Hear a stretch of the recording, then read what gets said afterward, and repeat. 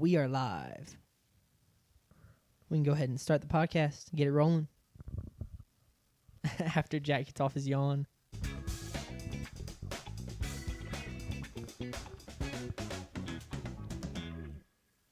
What is up, team, and welcome back to another episode of the Technical Foul Podcast. I'm Jack Anderson, one of the hosts. To my left is Sanders Oakley, and then JP was a little under the weather today, so he is on the phone. Say what's up, JP. What's up, gang? There he is. Excited to bring another show to y'all. Today on the docket, we have conference championship reviews. There we go. I don't know why that took me a second. And then we have three more off-season primers for y'all. But before we get to that, as always, how are y'all doing today? Obviously, JP, you're under the weather, so that's unideal. But aside from that, how are you? I'm doing pretty good. I've done a ton of looking through the NFL draft, and as I continue to look and study and just think of potential scenarios, I can't wait for this year's show. I know we're still like 3 months out, but it's the next big thing for our podcast. So like the next, So I get looking forward to it. There are a lot of things that like I'm already looking at. Like we need to like go ahead and wrestle with the fact and hopefully try to understand the fact that like Kansas City is going to get an elite player at 9 in the draft. Shout out 9. Yep, shout out 9. But they're either going to get an elite defensive player, whether it's like a Reuben Bain or someone, or they're going to get an elite, more than likely an elite playmaker, and that's Jordan Tyson. I don't think Cardinal Tate would fall that far, but Jeremiah Love, Mekhi Lemon, someone like that to add with Mahomes, or to add someone on that defense with Chris Jones. It's something that like I'm already having to wrestle with the fact of. So sure, there are a lot of other storylines that are out there. Yeah, they're picking at 9. They're right behind our two teams, Commanders and the Saints. Yeah. Did you say the last time they've picked? And did you say the last time they picked anywhere near this high? Last time it would have been Mahomes at 12. It would have been Mahomes, and then it was the pre-Mahomes era as well. It would have been pre-Alex Smith's first year in Kansas City, if I'm not mistaken. Yeah, because I know they were good the year or two before him at least. I remember Alex Smith and Spencer Ware in that offense. Had Spencer Ware in fantasy, a dog. Big waiver wire pickup. But I do remember them being good. So, and was Mahomes, was that a trade up? Did they trade up for him, or did they get? They did. They traded with Buffalo. So even then, you could argue that it's not even the same because 9 is where they fall. It's not like they traded up to get to 9. Sure. Shout out 9. Yeah, the earliest they've drafted in like 15 or so years was they drafted at 1, and they drafted an offensive tackle. Yes. Hold up. I should know this. Oh, I should know his name. Is it an Alex? Is it an Alex? Maybe I have it remembered wrong, but I was thinking Mitchell Schwartz. I thought Schwartz was a guard. But I may be wrong. This is above my pay grade. Hold up. I'm literally looking it up because I think it is Chiefs offensive tackle Eric Fisher. So we were both wrong. Okay. Eric, Alex. No, I'm not going to give myself that one. I do not get that one. Before we get to how I'm doing, I wanted to ask JP about the thing since we're talking about the draft. I wanted to mention the thing we were just talking about. JP, you are, you did your quarterback rankings at the preseason. Consider yourself maybe not a quarterback expert, but you like talking quarterback. I have a question or a thought for you. So Max Chadwick on Twitter tweeted this, I think, this morning or yesterday. This will most likely be the second draft in a row where there will not be a quarterback drafted who only played 3 years in college. NIL is changing everything. But my question about that, and I'd love to hear your thoughts, basically that means that last year and this year, every quarterback who was drafted last year played 4 or more years of college football. This year we expect that. And yet, I don't know how you feel, but I feel like last year's draft class and this year's draft class have both been on the weaker side of quarterback draft classes, comparing only to like the Pickett year in 2022. But you think about 2020 3, you had Caleb Williams. No, excuse me, that was 2024, was it not? I might be getting. Anyway, you had the Caleb Williams the 2024 class. draft. 2024, you got Caleb Williams, Bryce Young, Drake May, Jaden Daniels. The year before that, Bryce in Young 2020, was the year before. Thank you. The year before that was C.J. Stroud, Bryce Young, Anthony Richardson, or was he the year before that? They all kind of run together. But the point is that I feel like the last year, Cam Ward and Jackson Dart, many people would have had Cam Ward as QB4 in the previous draft class. So that kind of that means last year was a tier below what we've seen in recent history. And now this year you've got Fernando Mendoza.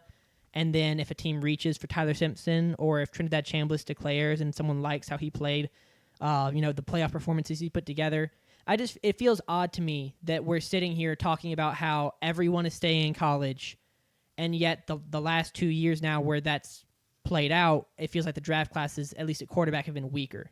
What do you think about that? I think part of it is there's one side of it to, players are going back to school because they're get paid to play there, and playing in college is, and I don't know specifically, but I imagine it's probably more fun than playing in the NFL, a lot less stresses, and sure. A lot more fame towards you, a lot less scrutiny. And so we thought coming into it, had the draft, this year's draft immediately followed last year's draft, we would have been drafting guys like Cade Klubnik and Drew Aller and Garrett Nussmeier up there, and we think, oh, those are great prospects, and they then come and play this additional year, and they diminish entirely in our eyes, all three of them. Nussmeier deals with injuries, and Aller dealt with his injury. Cade didn't play well for Clemson. So I think there's one part of it too. Guys are staying in college longer because they're getting paid and they enjoy playing college football. And because of that, it can hurt their draft stock. I don't expect that to happen with Dante Moore, but it very well could happen for him this next year, that, something goes awry, he gets hurt, he doesn't play well. He has, more of those moments like he did on the first pass against Indiana. Another aspect to it is I think it is, it can be more helpful that a guy is staying in college longer, but, part of what scouts and teams look at for quarterbacks and players in general is age, and then just starts. Having a ton of starts is going to help you be more successful early on. Yeah. But some of these guys aren't even guaranteed to get all of these starts. They're transferring around, and then they finally find their spot. To talk for this year's class, I think of Mendoza. It helps that he stayed the additional year because he was, not considered as a potential draft pick in this 7th or 6th round in last year's draft, but he stays the additional year at Indiana. He explodes on the scene, wins the Heisman. For Ty Simpson, he's only started 15 or 16 games, and so that's going to be a huge question mark for him in his future. I do think you have to look at it year by year. I think staying in college longer, it could be a double-edged sword, because we saw, sure, like I said, Cade, Drew Aller, Garrett Nussmeier tank their draft stocks entirely. Had some of them sat out the entire year.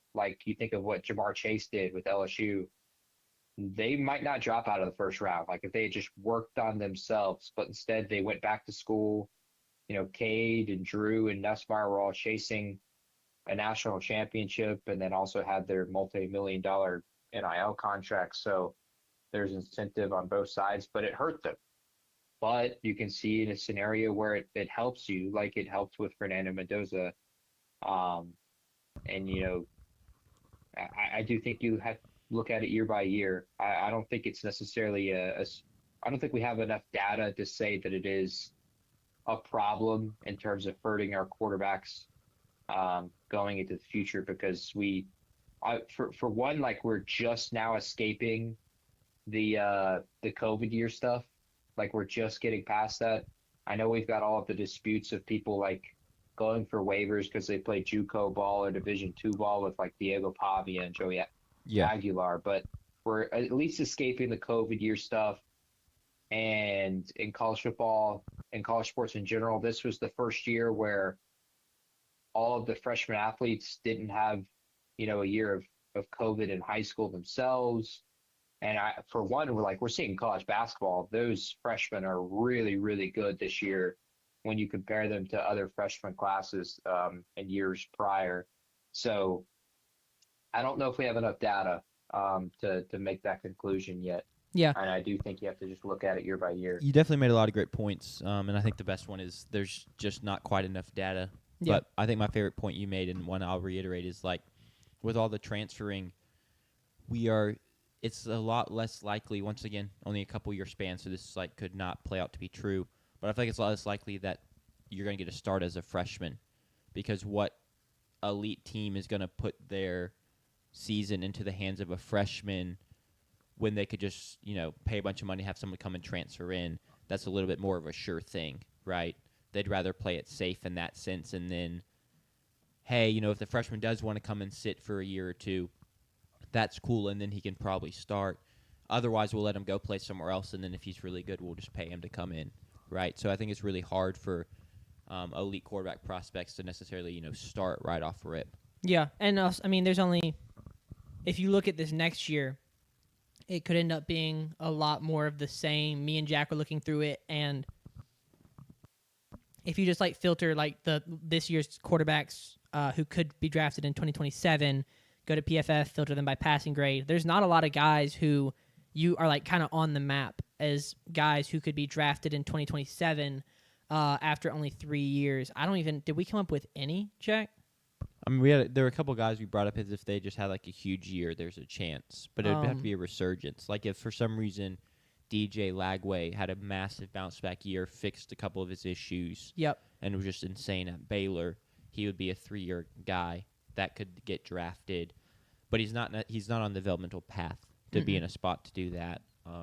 CJ Bailey, kind of same thing. I did see Air Force's QB's name is Josh Johnson, and that's fire. Shout out NFL journeyman Josh Johnson. Played for the Commanders this year. But yeah, we'll just kind of have to wait and see. Yeah. Well, thank you. That was an interesting discussion that we lost the camera in the middle of, but we got it back. And Sanders was trapped by his little lap I don't know how a minute to stand up. Yeah, my desk really got good. me stuck. I'm really sad y'all missed it, to be honest, because he's doing it and the camera's off. Yeah. I feel like y'all missed great content. I just wanted to hand out one more example because it just came to mind. It's another great one. Mendoza popped this year, Cam Ward last year. Yeah. He rose his draft stock a ton and became the number 1 overall pick. So it can help and hurt. Yeah. Go ahead, Sanders. We threw out Julian Sayin. We threw out him as a name. It's if he just has a fantastic season. The other thing we talked about is you just have to be basically a lock to be a top 5 or top 10 pick for it to be worth it going back. And even in that case, we saw Dante Moore still decide to return. It's just it's an odd time we live in when it comes to recruiting and then transitioning from college to the NFL because there's so much money in staying at the college level.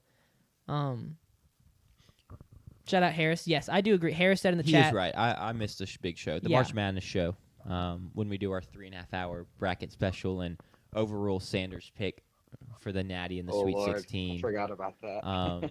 That'll be cinema yet again. Yeah. I don't think we'll have Maryland, making a run like that again, considering they've beat one Power 4 team so far. Yeah, but did you see Buzz Williams rip his shirt off though? Yes, that's got to beat the one Power 4 team. That's got to be worth a March Madness appearance. They just lost by 45 to Michigan State. I've been seeing message board genius posts on Twitter from Maryland fans, and it's glorious. It's food for the soul in a bad way, because I really shouldn't prey on someone's downfall. But everything that I said to be true about Buzz Williams, called him a charlatan, is coming to be true. And it was bold of him to go try and do that at a school with a bit more of a storied basketball history. Yeah. Because their standards are just higher than A&M, where it's okay, he had a bad first year, but it's the Big Ten. It just means more. he can bounce back. They're fire him now, and it's great. It's great. But, yeah, I don't think there'll be any Crab 5 love on this year's March Madness show. Real quick, Sanders, how you doing before we get into the meat of the show? I'm fantastic. Spent the weekend going nowhere because of ice and snow. Watched a lot of movies yesterday. Rattled through 2 of the 3 of the Batman trilogy because my sister watched the first one without me, which was fine. I was doing something else. And then rattled through the first 2 Hobbit movies. And then was very proud of myself. It was midnight, and I was like sitting there. I was like, I could watch the 3rd movie, and I'd be just fine. I'd be really tired tomorrow when we did our show, but I chose, out of respect for y'all, and out of respect for our show, and out of respect for the one life viewer we have right now, to go to bed at a reasonable hour of midnight instead of watching the 3rd Hobbit movie. I feel like we watched something else, but we watched a lot of movies over the 2 days that we kind of did not leave, and we're just under blankets in the living room doing nothing. Best movie you watched? I mean, you said you watched Dark Knight and Dark Knight Rises, a couple Hobbit movies. Is that all? Hold on, I know you watched the Percy. We did Jackson binge watch. We show. did binge watch the 1.5 seasons of the Percy Jackson show. I think I'm gonna say that just because like Batman is really good, and so I'm like, this is not disrespectful to Batman, but it's like the easy answer, and so I've enjoyed the person. I'm actually like, my parents are bringing up the books so I can reread them like today. Actually, they're good books. And so because of that, because of how much I want to reread it, I feel like it's necessary. But dude, the Batman movies are so good. Just watching them, so the stories. I sit there and watch them. I'm kind of like, it makes me want to like get into the comics to see, because I feel like they aren't very comic book like stories. They're very dark. And so I don't know if that's where they got it from. This is like a huge tangent, but just like you think about like the Marvel movies, I feel like at least like the first whatever it's not the first generation, the first batch, right, from like Avengers into Age of Ultron, whatever that was called, Phase 1, that's what it's called. Felt very light. Yeah. And I feel like the Dark Knight trilogy and also the Batman are all very dark, and so I'm just curious where those stories come from, because they don't feel like comic book stories. It's hard as someone that doesn't read the comics, so I'm making a guess here, but I think Batman's just a bit of a darker character in general, so I would be surprised if his comics at least are pretty dark as well. But even so, even some other DC movies feel a little darker than your Marvel movies in general. There's not as many lighthearted moments. It's more serious. The new Batman movie that is great with Robert Pattinson. I guess it's not even really new anymore. That thing came out like 4 years ago. We're still waiting on the second one somehow. That one kind of takes it to a whole different level in terms of the darkness. But yeah, that's fair. I think The Dark Knight is kind of the objective right answer, but I get like, you hadn't seen the Percy Jackson show yet. That was new. Yeah. Some childhood nostalgia. It makes sense. With that being said, let's get on to football. I guess we've talked some football, but get on to the championship games, the reviews, the reason we're here. We'll start with New England at Denver. A 10-7 game, missed field goals, blocked field goals, poor offensive days from both teams, and then the weather also got bad. So like the offense started off bad, and there wasn't really any way for them to like right the ship as the weather devolved and got worse as the game went on, and that leads to the Patriots winning 10-7. I mentioned it was a 10-7 game. They will advance to the Super Bowl. Not the most impressive of paths to the Super Bowl, or AFC Championship game to get to the Super Bowl. But regardless, you get there, and that's all that matters at the end of the day. Y'all's thoughts on this game? You can kick it off, JP. All right, cool. Well, I do want to start off by saying that I'm not of necessarily the opinion of Jack there, that it is objectively true that the path was easy. In fact, the Patriots played the weakest strength of schedule from a record perspective of the teams they played this century. Yeah. And the weakest since the 99 Rams, who won the Super Bowl with Kurt Warner. But that being said, I'm not of the belief that they had necessarily a fully fraudulent run and that them making the Super Bowl isn't a tremendous accomplishment. For the game itself, it's a game that starts really, really slow. Both teams go 3 and out. And then we had the Jarrett Stidham deep ball over the top to Marvin Mims. It was something we talked about with the Buffalo and Denver game, that we thought that might be kind of a mismatch for Buffalo. Their young safeties versus Denver and Bo Nix and Marvin Mims. We didn't get really any of that. Yeah. We did technically get it, late in the game, but that was a little bit different because they're throwing the moon balls and they're really just looking for PIs in those circumstances, or a catch. Bo Nix is never throwing a pick in that. This is a different, kind of play. Stidham throws, as Sanders was pointed out in our group chat from a tweet he saw, the longest pass through the air downfield by a Denver Bronco quarterback this season was made by Jarrett Stidham in this game, and his 52-yard completion to Mims on a 3rd and 10.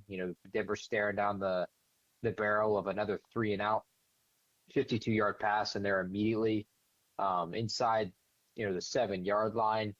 A full credit to Stidham. What a tremendous throw very early in the game. To make that kind of throw in the AFC Championship that is the first completion. Yeah, that's the first completion he had this season, is a 52-yard dime down the field. It's that the is first crazy. Completion he's had in a regular season or postseason game in 3 years, and it's a 52-yard pass down the field. It sets up the touchdown 2 plays later where he boots it to the right and finds Cortland Sutton wide open. It's shocking, I think, in the moment for a lot of people, because you think about, New England with the guys that they have, and Christian Gonzalez is the guy that gets beat on this play by Marvin Mims, and we think of him as one of the best corners in football, up there with Pat Surtain, and he gets beat early on. And Denver strikes. I could tell you, you could feel that energy in the building, and it immediately fully swung towards Denver, and it really felt like they had gained control of the game. The next 2 drives for New England are punts. Again, New England punts on their first 4 drives. But the critical drive of that first half is, of course, the 4th and 1 decision by Sean Payton and that offense. And look, there's been a lot of debate over that play these past, 48 hours, give or take. Prior to the 4th and 1, the Pats, this is objectively true, statistically true, were 12 plays ran for 12 yards and 1 first down. This is objectively true. This Broncos were starting their backup quarterback. And I think one of my biggest feeling on this, and I don't think I've said it so far this postseason, but I'd like to go ahead and say it now. When you're playing in the postseason and you're playing in, any kind of one and done scenario, you, in football specifically for me, you think in scores and not points. Like, what can I do this drive to go up an additional score, not necessarily go up the most points possible? And so if Sean Payton decides to kick the field goal, which I was of the belief he should have kicked it prior to the snap, and Tony Romo pointed that out prior to the snap as well. Like, you kick the field goal, you make it, you go up 2 scores, you're up 10 points. It forces New England to drive on your defense, which is the number 1 or number 2 defense in the league, and score twice, score 2 possessions. And it also allows you to have, some wiggle room, where if Jarrett Stidham throws some kind of push pass that goes backwards and New England recovers it, and all of a sudden they've scored a touchdown, you're still up a score. So I hate the decision by Sean Payton. I don't care.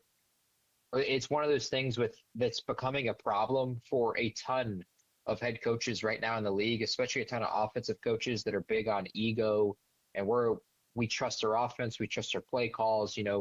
I spent 72, 96 hours this week working on these plays, and I trust these plays with my life. Well, you have to throw some of that out of the window. You need different opinions in different scenarios, because you'll make decisions like you made in this game. Or Ben Johnson will make the decision he made last week where he goes for it twice and they turn over on downs and they leave points on the field. You think of, Detroit when they choked against the San Francisco 49ers in an NFC Championship game. It's dumb decisions in critical moments. It's very easy to say in hindsight that those decisions should be made, but we've gotten too far in this league to where it's a 4th and 4 or less. It is an automatic go for it. And I know I made the point, like in the game preview, that, well, we as Madden players are all feel the same way, but it's different because legacies, careers, lives are changed on decisions like the decision that Sean Payton made. And to, on 4th and 1, roll out to the right to the boundary and force your quarterback to make a throw. I don't care how much you like the play call. It's also not a favorable play call in general.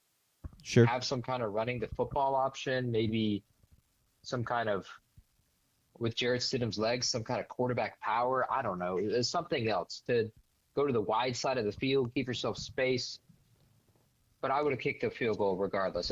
One of the arguments I heard, though, in the past 48 hours over that play, and we can kind of continue to discuss this play. I'll swing it to y'all after this. Yeah, I've got an argument, and I'm going to be really sad if you take my argument before I get to say it.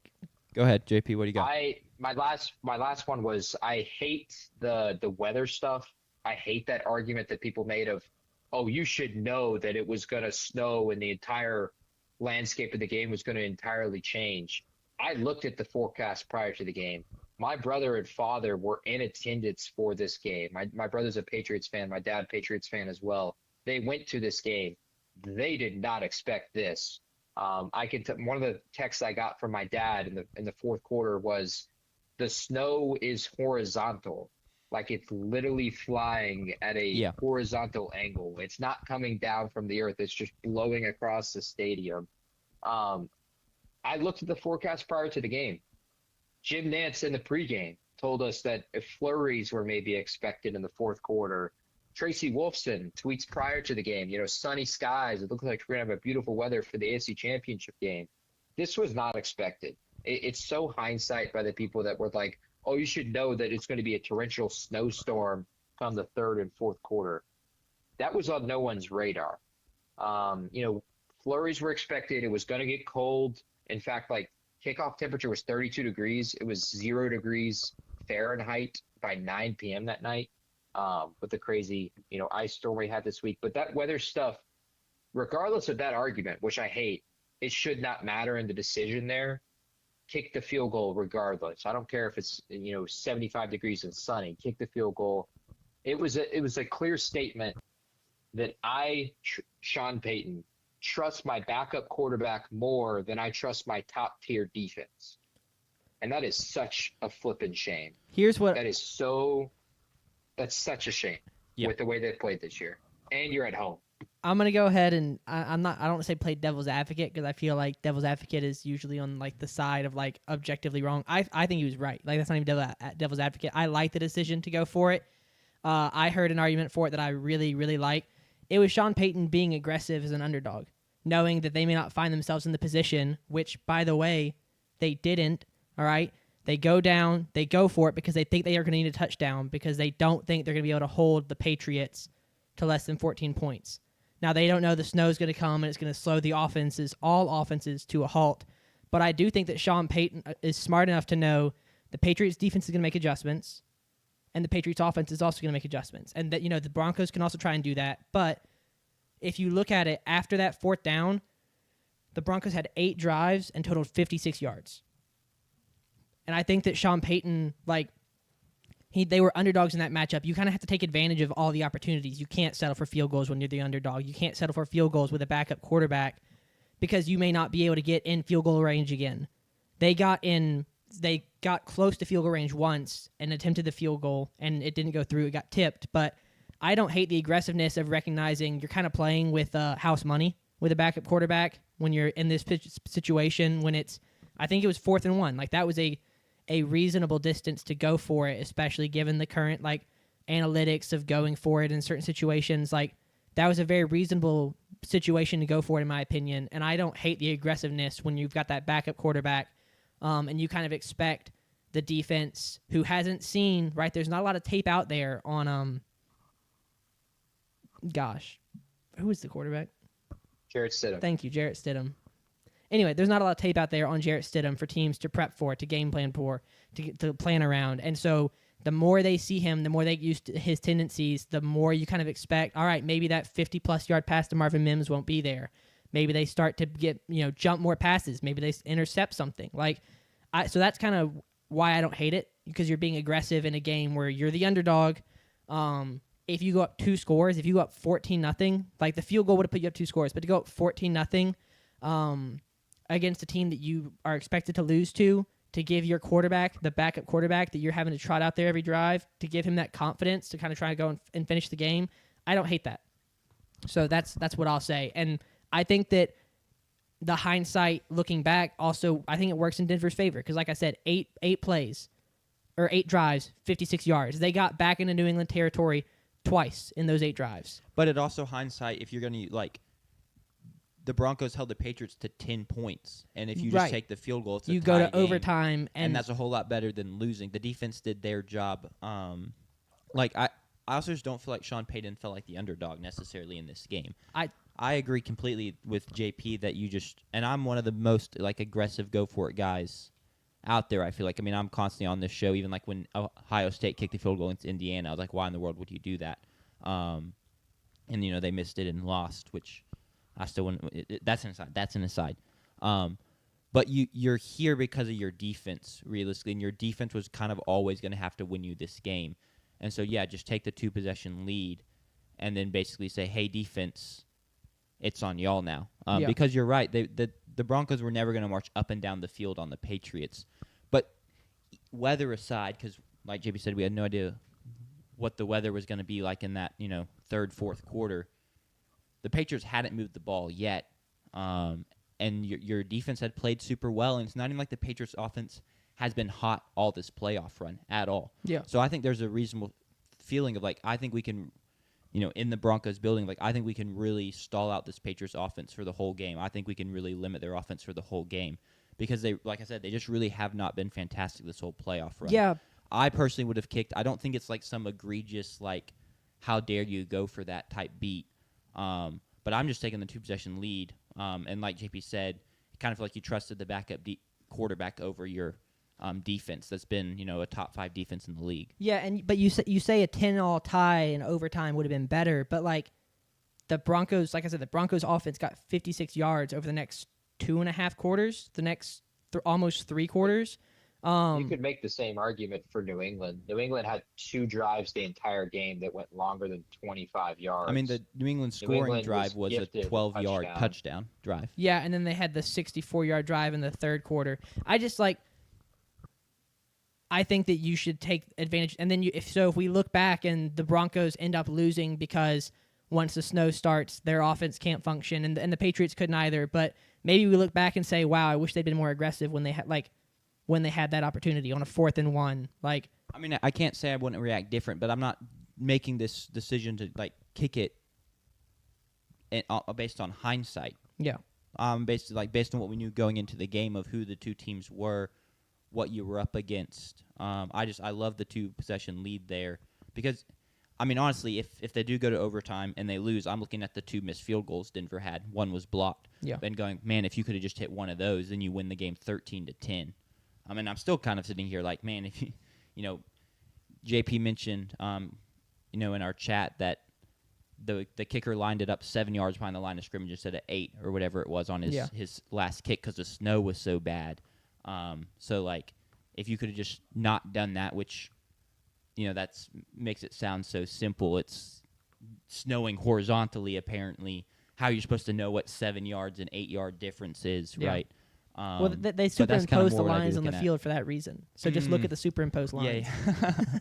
Yeah, go look up. I don't know if it was on the big board, but to make sure we get that story right, Will Lutz, the kicker, was asked after the game, and he wasn't asked specifically about it. He brought it up himself. He admitted to it, and that they had snapped it 7 yards from the line of scrimmage instead of the typical 8, and that was the difference between it, hitting the fingertip of a New England player, and that's who said I got all ball. Leonard Taylor, the guy with the block, he was on the Jets practice squad just months ago. So again, it speaks to this great sport of football where it can be your moment at any moment. And Leonard Taylor ends up with the big block there because of Lutz and their mistake. Um, I understand where you're coming from, Sanders, but I think what it kind of boils down for me is what I said finally, which was it was a clear statement that I trust me being Sean Payton, my play calling and my backup quarterback more than I trust my top one defense that set the franchise record in sacks and had 5 sacks in this game. And, it held New England to only 2 drives that went 25 yards or longer. I do think that is it's such a shame to make that kind of decision as the head coach. And I'd be pissed if I'm the Denver defense. So, a lot of people on the Denver defense felt that way. Nick Benito, if I'm not mistaken, it may have been someone else, used the age-old cliche saying of, oh, we were obviously the better team. Like, we were better than them, and yet they lost. And, he has every right to feel that way because the defense showed up and they played a great game. But I understand where you're coming from. Yeah. I feel with Jack as well. Like, I'm a very aggressive play caller when I play the video game. Who isn't? I'll go for it on 4th and 17 sometimes if I liked the look I had on 3rd and 17. Completely agree. So it can be a little hypocritical, but when it is the playoffs, I do think it comes down to think in scores and not in points. What can I do to force the opposing team to have to go score an additional time? Yeah. Whether that's a touchdown or a field goal, it doesn't really matter to me. Yeah, and the last thing I'll just say is in response to that, in my opinion, I think there's a reasonable chance that it was more of Sean Payton, thinking in terms of this is a Patriots team that just scored 28 points on the Texans defense. And we've said all season long that the Broncos defense is really good, but the Texans defense is incredible, is great, is better than the Broncos defense. And, you can argue home field versus away. I think that's just kind of comes down to, as I think Sean Payton thought he was going to need touchdowns, and I think that he knew that with a backup quarterback, he's only going to have so many opportunities to get touchdowns. Sure. So that's kind of how I view it. But I do think, I think and I don't think it really matters. I think that we can argue about it, but it was a 50-50. I think it was a call that everyone who is gonna argue about it, neither of us is right or wrong about it's not one of those objectively just stupid calls, in my opinion. They didn't go for it on 4th and 8 in that spot. Yeah, they didn't get super aggressive or a fake punt. I showed somebody the Indianapolis Colts fake punt from the late 2010s. Not one of those. It was not one of those egregious mistakes. So I think that's kind of it's interesting, and we'll talk about it going forward, and we'll see how. I mean, Sean Payton is an aggressive coach, so we'll see if that changes anything. I doubt it. He's probably set in his ways, but it made for entertainment for sure. It made for some cinema down the stretch, especially in that snow. Yeah, to flip it to the New England side and to talk about them, because that is, I think, where the bigger story lies. Drake May becomes the first quarterback in NFL history to throw for under 100 yards in the AFC Championship game and win. The biggest story for me is, Drake May, led the league in getting sacked this season after the 2 playoff games. He's sacked 5 times in this game, but here's the big difference. He had the most fumbles and interceptions in a 2-game playoff win streak in NFL history the last 2 weeks. 0 turnovers on Sunday. Does not put the ball in harm's way really at any crucial point in this game. Only completes 10 passes. And then the 3rd down conversion at the end of the game, he calls his own number. I don't know if you guys heard this story. I did see that, yeah. I saw that. He calls his own number. They were running a stretch play to the right, and Drake debated whether or not in the huddle to tell his team whether or not he was going to keep it. He decides not to, and I think it plays to his team's benefit as they really think they're running it to the right, and it really sells it to the defense, and he runs on the bootleg to the left and gets to the first down. And the first thing I texted following that play, I texted to a lot of people. But I texted legendary players make legendary plays, and that is a play that will live in Drake May's career for a long time. That play, and I think the flea flicker play was those two plays were absolutely ridiculous, especially with the snow coming down in the second half. Sure. Ramondre Stevenson pitches it back to Drake, and Drake throws it on a line to Mac Hollins for a 31-yard gain. It was the only pass May completed longer than 10 yards down the field in the game, and it was an absolutely critical one. I thought it was for Drake to know that we're playing a backup quarterback with the way our defense is playing, and then when you got the snow falling, it was very, very clear we are just trying to get that clock to hit, triple zeros. He doesn't put the ball in harm's way. He makes his play when he needs to. A great game from Drake May, and we can kind of. It's now going to be a big talking point over the next 2 weeks in this off season and next season and forever. But Drake May is, the first quarterback of that elite group of AFC quarterbacks, not Mahomes and not Joe Burrow, to make the Super Bowl. And, Josh Allen hasn't done it. Lamar hasn't done it. And he is now going to be kind of the staple on that. Will he solidify himself in some allure with the entire NFL? He's also the first out of that great draft class that we talked about earlier in this show with Caleb Williams and Jaden Daniels. And Bo Nix. Bo, of course, didn't get to play in this game, but he is going to the Super Bowl. He's going to get a chance to play as an underdog in his second year as a starter. And I can't wait to see how that goes. Mike Vrabel and Drake May, what a combination they've been. Drake May, they told this story at the end of the broadcast. Jim Nantz did, and this will be a story we'll probably hear over the next 2 weeks. Drake May has only attended one Super Bowl in his life. Not a lot of people get to attend it because it's so damn pricey to go to the Super Bowl. He attended one Super Bowl in his entire life. He grew up in Charlotte, and he was a Carolina Panthers fan, and he went to Super Bowl 50 with his father as Panthers fans. They drove from Charlotte all the way to San Francisco, and he was just 13. Wow. Now he'll play in the same building, San Francisco, Santa Clara, Levi Stadium, at age 23. He'll be the second youngest quarterback to start in a Super Bowl ever. Only one who was younger was Dan Marino, who also made it in year 2, who also played the Super Bowl literally like 5 minutes from the stadium, Levi Stadium, at Stanford Stadium. Marino also lost to an NFC West team, the San Francisco 49ers. And had Matthew Stafford and the Rams won, this would have gotten even better because the 49ers quarterback that year was Joe Montana, and Joe Montana had just won his second Super Bowl over Dan Marino that year, and that could have been the same story for Matthew Stafford, which that would have been crazy how history repeats itself. But instead, it's May versus the Seahawks, a little Super Bowl 49 rematch. Malcolm Butler, that'll be played many times this week. Richard Sherman's reaction to that, all of that. One of the, like I said, my brother and my father were Patriots fans, so that is a great day in our household.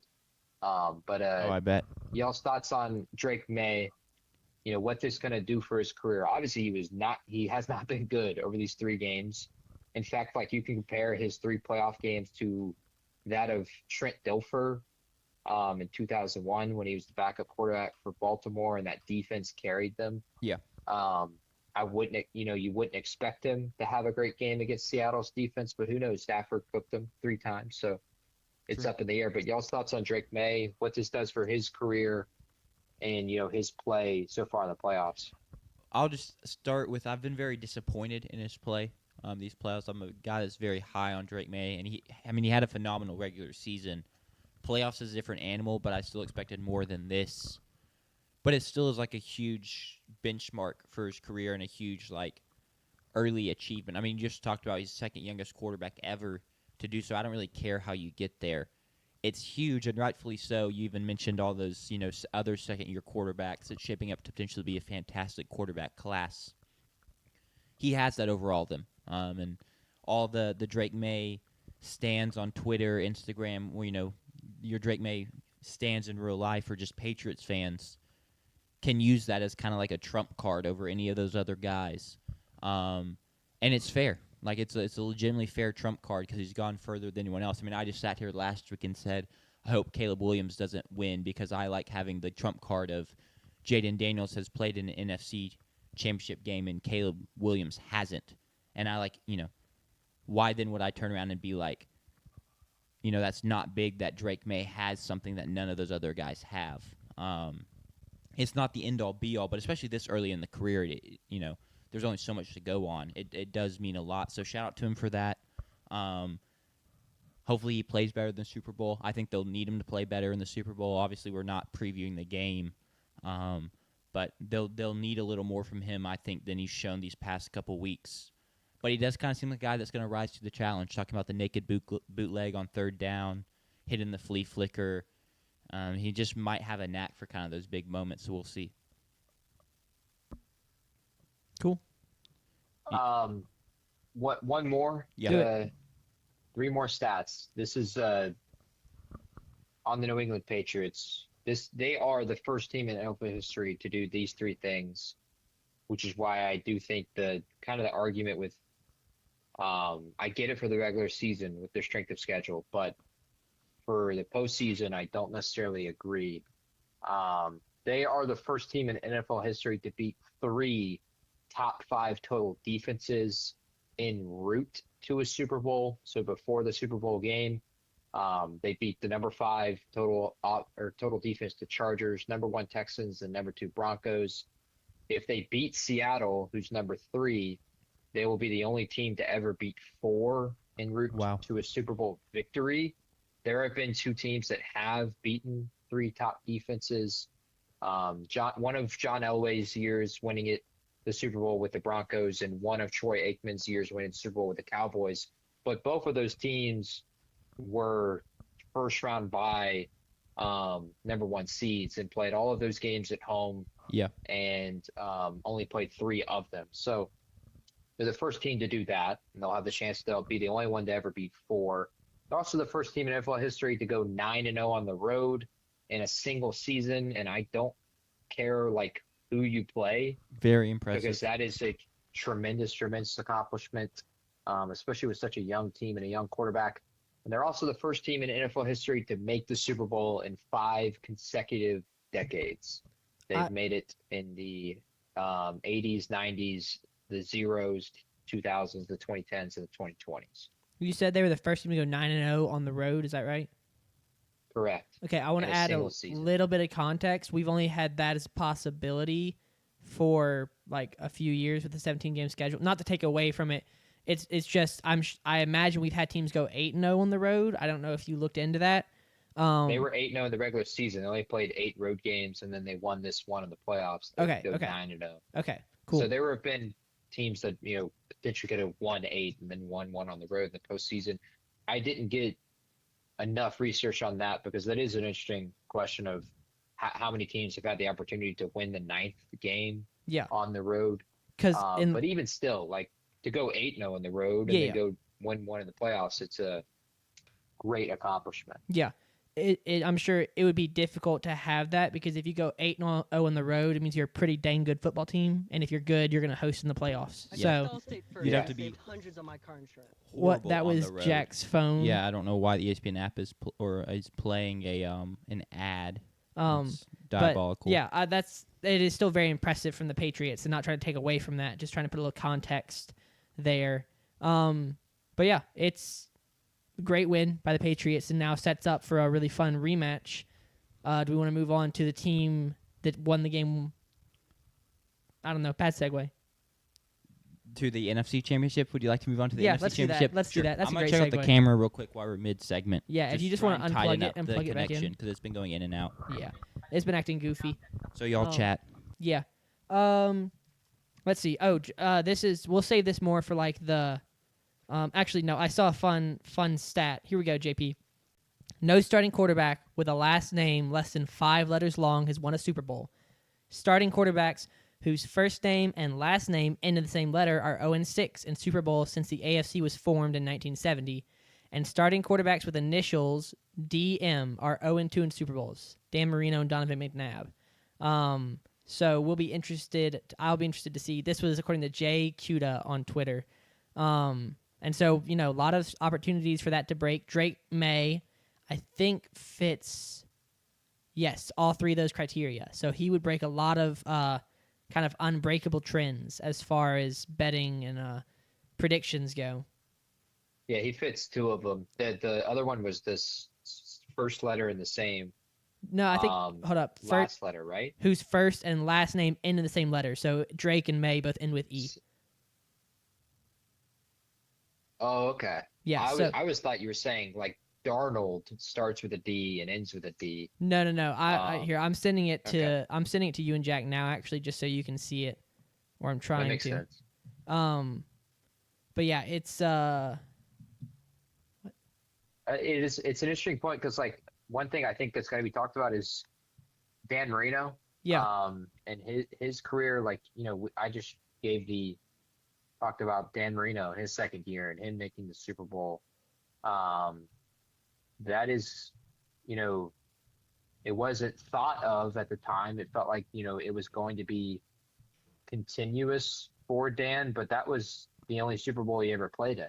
Yeah. Was year 2. And will that be maybe a potential thing for Drake May? I don't think Patriots fans are going to feel that way. But that is, that's something that very well could be on the board, that maybe it is Drake May's only Super Bowl he ever plays in, so you better take, full advantage of it. Marino started nearly 15 years 16 years for the Miami Dolphins and only made the Super Bowl once. So might be a potential thing. It's another allure. It's something to look at for May going forward, because you do think it's something that's been talked about for a couple of years. It feels like, oh, Josh Allen's going to win a Super Bowl and Lamar's going to win it and Joe's going to win it. Well, none of them have, and all of these years have passed. Could that be something for Drake in the future to look at? Yeah, and I also wonder, Jack, did you test the computer plug-in too? Might be a good idea. Another thing I wonder is, a couple weeks ago you said that you would rather be, like, you would hate to be the Bills because they can't get there. And so, like, there's a fear that, like, oh, they just may never get there. You said you would much rather just get there once and then just kind of see where it goes from there. Is that, I don't want to misquote you, but that's basically what you were saying?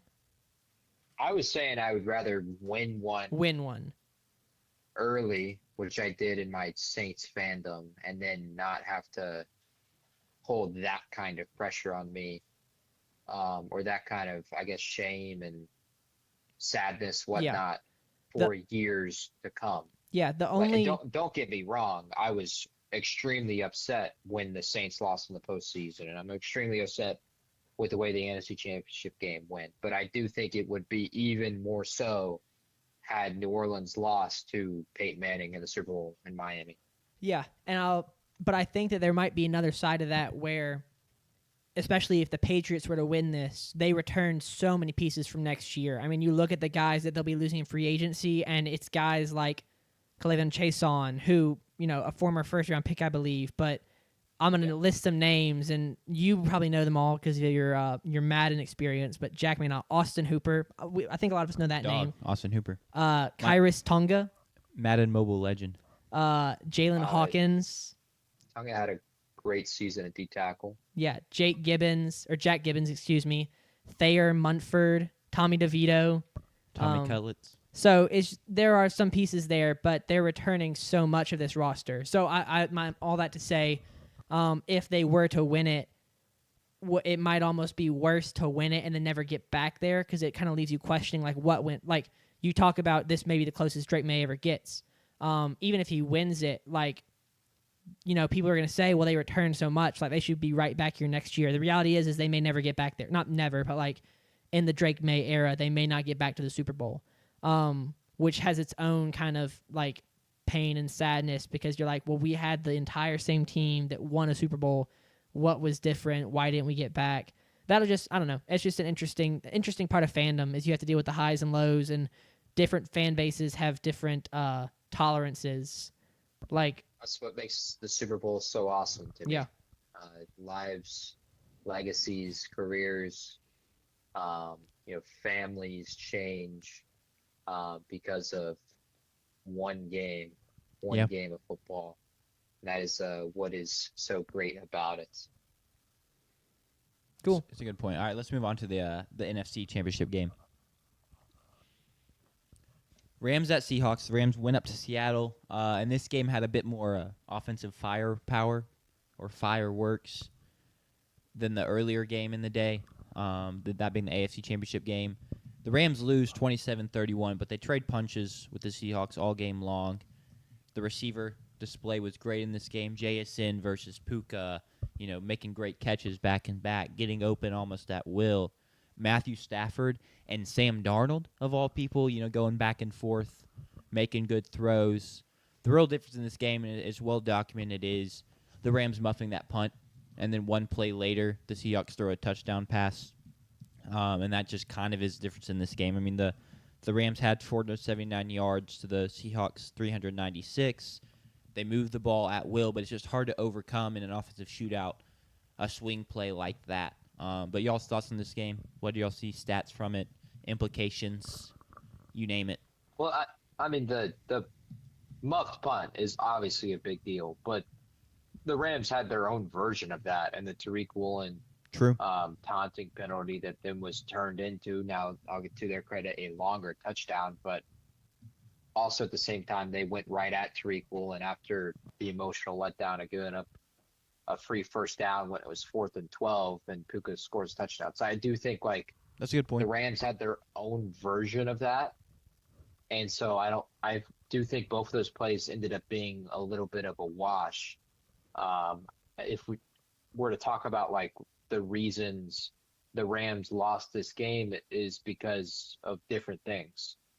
One of them being, a failure to score points in the first half and convert into touchdowns. Stafford had not been sacked by the Seattle Seahawks since 2023, and he was sacked once on 3rd and 10 in the first half, which was caused. It forced a field goal. It kept them off the field, or kept them from scoring a touchdown. Which those 4 points ends up being the difference in the game. It ends up being the difference of the final score between the two teams, 27-31, 4 points. Another reason I felt like the Rams lost was Sam Darnold was absolutely incredible. And, Stafford versus Darnold is a great comparison. And here it is. Completion percentage, Darnold was 69%. Stafford was 63%. Darnold threw for 346 and Stafford threw for 374. They both threw for essentially 10 yards per pass. They both threw 3 touchdowns, 0 interceptions. And their 2 passer ratings were 127.8 for Darnold, 127.6 for Stafford. Crazy. That is combined the highest passer rating in NFL history since 2021, which was the 13 seconds game between Josh Allen and Patrick Mahomes in the AFC Championship game. So they were incredible against each other, but there's a key difference. Sam Darnold versus Matthew Stafford on 3rd down in this game. Sam Darnold was 6 for 9 for 103 and 6 first downs on all 6 completions. Stafford on 3rd down in this game, 0 for 7, 0 yards, 0 first downs. Massive difference in the game. And look, I know Stafford cooked Seattle and cooked that number 1 defense, that number 1 points per game defense, but that is a huge up towards Seattle, forcing Stafford to be 0 for 7 on 3rd down, throwing the football. And then the other one is at the end of the game, and I felt like it was Sean McVay and the way that he managed the game. There were decisions, he's been criticized for decisions that he's made. He's had terrible special teams pretty much his entire tenure there with the Los Angeles Rams. You think of, games that they've lost this year because of special teams. You think of the San Francisco game Thursday Night Football that I bring up every time I talk about the Rams for whatever reason, but also like switching kickers during this game. You think of this punt return not during this game, but during the season, the punt return touchdown for Rashid Shaheed in the Thursday night game, and then this one it's the muff punt. But at the end of the game, I want to give the full credit to Seattle's defense because they stopped the Rams. It's one thing in a shootout like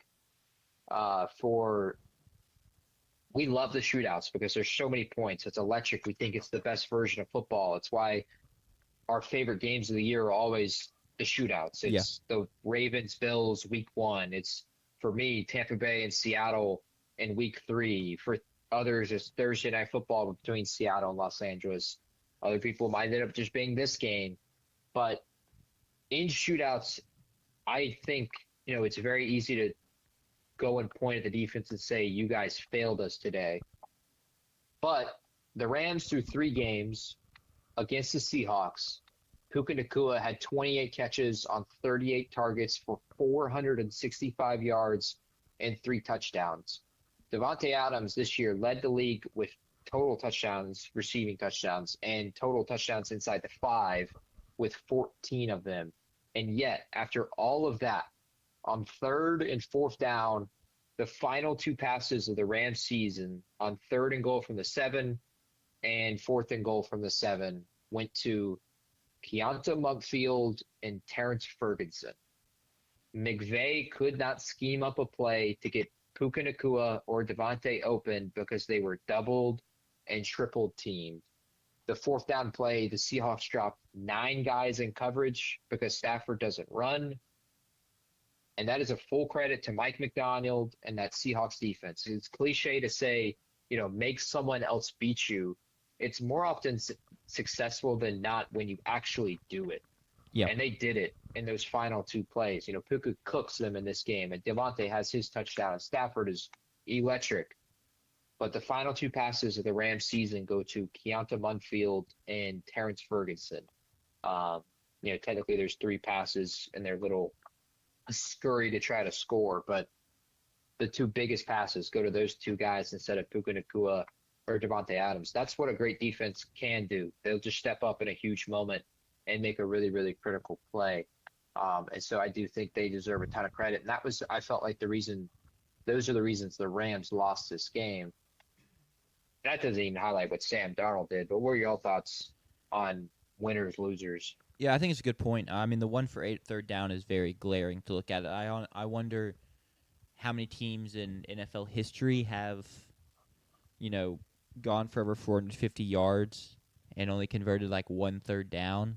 The list can't be very big. So yeah, props to Seattle for getting off the field. I mean, I just came from a season where I watched A&M, almost do the same thing in terms of like, okay, maybe, they're getting the ball moved on them a little bit, but you give them 1 play, like you mess up 1 play and they're basically off the field because they're going to take full advantage of it. They may get a sack or, you just like missed the throw on 2nd down, so now it's 2nd and 7. We're not going to give you 7 yards. So I agree. Shout out to Seattle for that. It is kind of weird just like moving forward. How much longer does Stafford have is kind of where I'm at, and it's been a question. McVay felt very insulted. Someone asked him in the presser, I believe, basically like, will Stafford be back next year? And he was like, basically like, well, duh, why wouldn't he be? But he's getting older, and there's questions to be had there. So in terms of talking about the Patriots or the Broncos, in terms of getting back, there's definitely no guarantee the Rams, for example, can get back because they feel more on the back end of their window than the front end, like the AFC teams. Well, I will say this: other than quarterback, they're still in the front end. This is true, but quarterback's the most important position. It is. So. But if they can, if they go get Malik Willis, and no, I'm kidding. If they can if they can put a plan in place to kind of have this quarterback situation handled going forward, whether that's drafting a guy and you get to let him sit behind Stafford for a year, or if Stafford does leave, you go out and you try and get an Aaron Rodgers or somebody with experience. I'm not a big Kyler Murray guy, but some people still like him. If you can, the team is really good around Matthew Stafford. So if you can find, I think, if you can find a Sam Darnold, right, someone who had a good year at Minnesota, but kind of benefited from a great team around him, the Rams have the kind of team that can elevate a quarterback. You don't have to go find a quarterback who's going to elevate the team around him. Now, Stafford does that, but I think the Rams have a good enough team that they could be back in Super Bowl contention for several years going forward, even if Stafford were to retire, if they can find a guy who can just take advantage of the weapons around him and the scheme around him. On Sam Darnold, go ahead, JP. I was going to say one quick thing is we'll probably get to that on Thursday when we do their primer, more than likely. But the Rams have 2 first-round picks this year because they have the Atlanta Falcons pick. They pick at 13, and so they could steal Ty Simpson right there, or they could pick a quarterback at 29. So it's definitely an option for them in 2 first-round picks this year to maybe draft the quarterback of the future, even though the class isn't that great. Yeah, I mean, they're definitely in a lot better of a position than other teams in terms of potentially replacing a quarterback. And also, for all we know, Stafford comes back next year, has another year just like this, and that conversation gets pushed yet another year, right? But it's just far from a sure thing. I'll go ahead and say it because I really love it, and I don't want to talk too much about the draft. What I had them do, I had them go wide receiver at 13 to maximize Matthew Stafford's potential final year, because Devontae Adams is in his early 30s, and so you want to give him as many weapons as possible to succeed. And then Devontae's a free agent too. Okay, good so if you can, maybe you convince him to come back for another run, or if not, you bring in a Jordan Tyson or a Mekhi Lemon or something like that to kind of backfill behind Puka Nacua and really maximize Matthew Stafford. And then with your pick, I had them take Taylor Green. This was like halfway through the college football season, which I just love his athletic traits and his abilities. And I kind of want to tell myself that if he sits behind Matthew Stafford for a season, he'll just figure out all the mental stuff and like play like Matthew Stafford, but with Anthony Richardson's physical traits, or at least some of Anthony Richardson's physical traits. But we'll talk about more of that in the draft. I want to talk about Sam Darnold because I saw a tweet that I think I'm kind of guilty of, or was kind of guilty of. I reopened the Twitter app and it is gone now. Classic. But let's go. It is back. Darnold completed. This is from the K Adams show, Up and Adams, whatever. It can't be just JSN in the pass game. There's got to be somebody else.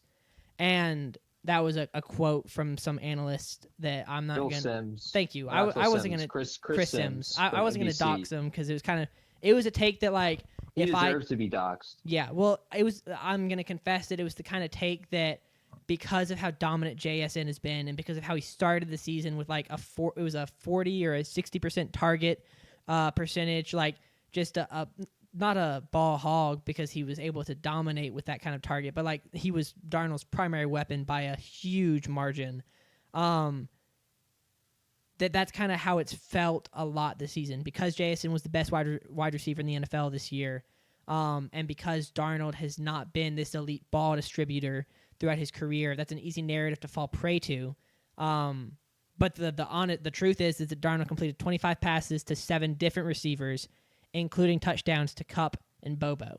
And so that's just something I wanted to, give credit to him for his play. Because I mean that's a fantastic, ball distribution. And, maybe that's in part due to the Rams attempting to cover JSN and to take that target away, which they were not able to do in its entirety. But just a really good game from Darnold, not just doing the chuck it up to the one guy over and over again and let him go make plays, but to really work through the offense and run that offense efficiently and effectively to create plays outside of JSN. I think it's a great point. I also think Clint Kubiak deserves a lot of credit for that as well, for scheming guys up. I mean, George Halani has 3 catches for 27 yards at running, out of the backfield at running back. Like, you don't have Charbonnet. You just bounce back, find someone else to kind of plug and play, fill some voids. Clint Kubiak has done a fantastic job. Him and Darnold have really paired well. Darnold deserves a ton of credit, but I just wanted to shout out Kubiak for that as well. Yeah. Yeah, Darnold was absolutely incredible. Obviously, it's the best game of his career given the moment. It's not the best statistical. He had 2 games last year with the Vikings. late in the season against Green Bay and the Atlanta Falcons, where he threw for more yards. He completed the same amount of passes or more passes and threw for more or the same amount of touchdowns. And so it's not necessarily his best game statistically, but it's by far the best game of his career. And given the three, the 3 games that we point to prior to this game that we think of like playoff game, literally, or playoff adjacent, in the 2 number 1 overall seed games the last 2 years on the road, both of those games, he has been, bad in all of those games. Against Detroit, he was 18 for 41 for 166. That's a 44% completion percentage. And against the Los Angeles Rams, he's 25 for 40 for 245, 1 touchdown, 1 pick, and 1 fumble. And then in the final game against San Francisco, he doesn't reach 200 yards, but he's efficient, 20 for 26. To then say that, okay, you're going to come into, you go from a week where you complete just 12 passes, and then you go 25 for 36, 346, 3 touchdowns. And like I said earlier, 6 for 9 for 103 and 6 first downs. That is incredible. And a huge statement, which I thought was the biggest statement of all, was Seattle at the end of that game, they were mismanaging the clock, like fully, in my opinion. They weren't draining it down to 0 seconds. They weren't trying to, minimize the amount of time Stafford was going to get in his chance. Yep. They had incompletions. They had 2 really bad carries that took them out of field goal range, 2 drives, or the drive prior to the turnover on downs for the Rams. And they were throwing it in really crazy spots. So, like, no real team throws it in those spots. But it spoke to the confidence that they had in Sam Darnold in that moment. And with the way that he had been playing throughout the game, to throw the ball multiple times in the fourth quarter with the lead in critical moments, and he delivered. He picks up first downs. He finds guys down the field. He doesn't put the ball in harm's way at really any point in this game. It speaks unbelievable volumes to the confidence that they had, and for him to bottle up everything in his career and then just delete it and come out and play his brand of football. It is one of the, obviously, everyone's going to talk about it. It's one of the greater stories we've seen in this league's history. It is, of the guys that have like rebirthed their career. You think of like Geno Smith, 2 great years in Seattle, 1 playoff game as a 7 seed. Baker Mayfield, with his resurgence in Tampa Bay, he's won just 1 playoff game. Sam Darnold now is in a Super Bowl. And he's in the Super Bowl because of his play. It's not because of their elite defense in this game that they win. It's because he played excellent. He hits Rashid Shaheed deep down the field. He finds JSN in all the spots. He throws the no-look touchdown to he throws the no-look completion to JSN, which was the one-headed catch by JSN, where he catches it and purposefully holds the ball out instead of bringing it to his chest so that the DB doesn't hit it out. Ridiculous play by JSN. They're going to the Super Bowl because of his play. And I wonder, now this is like the 3rd example and the full example of some of these quarterbacks that were drafted highly, if they're put in the right spot, their talent's there, and they can find, that kind of resurgence in their career. And you think of guys like a really trendy one is going to be like Mac Jones, but I even think of like, what if Trey Lance got the chance to start somewhere this year? We don't expect that from bring back Tua, Josh Rosen. What about Josh Rosen come back from being a banker? Kyler Murray as a potential down the road. It is. I mean, we're having genuine conversations like that about Malik Willis. Like, yeah. Sometimes all it takes is some time and the right situation. I mean, I will say, Jets fans maybe aren't too upset about the outcome. I mean, I saw one today say as long as Sam Darnold beats the Patriots in the Super Bowl, is a worthwhile pick for the Jets. I did see that too. I think like part of that is going to be great, and I guarantee we're going to see like if now Mac Jones is under contract with San Francisco, but maybe he's traded. But you have a guy like Malik Willis this offseason that's going to get a high deal. The Falcons want to give him 3 years, $60 million. Diabolical, but that's besides the point.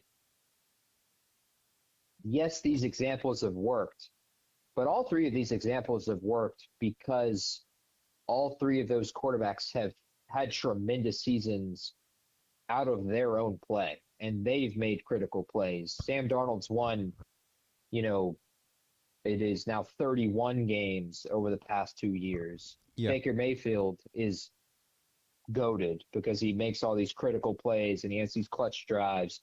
Geno Smith, prior to the season, was second in the NFL in game-winning drives and had 2 pretty solid years in Seattle. Those worked because the quarterback, refound their confidence, and you have Geno saying, "I did right back," and Baker is, confident as always, but it felt like he got back to his Oklahoma days, and now Darnold is clearly feeling confident with the way that he played in that NFC Championship game. It's a potential warning to the people that are like, okay, let's just get Malik Willis, and that'll be what happens for us. It's not guaranteed. It's definitely, to go back on our first conversation today, there needs to be more data to see if it's truly the trend. But it is something to say that it is very possible that something like that could happen with a quarterback that was drafted highly and kind of fizzled out in their first 4 years with their first franchise. Yeah. I was just looking back through draft history because it's so interesting. Anthony Richardson, I feel like is going to be one that's going to get – I said this in our Colts preview because there are a lot of people in the comments, I think, talking about it. And I was like, he's going to get opportunities for probably the next 4 to 5 years.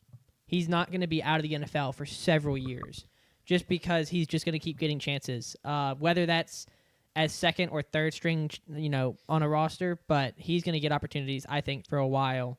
I don't know, man. We'll see. Yeah. He can't stay healthy for one thing. Yeah. You got guys like Kellen Mond and Tommy Stevens. Y'all see Kellen Mond's LinkedIn post from this week? I did not. It was basically talking about how awful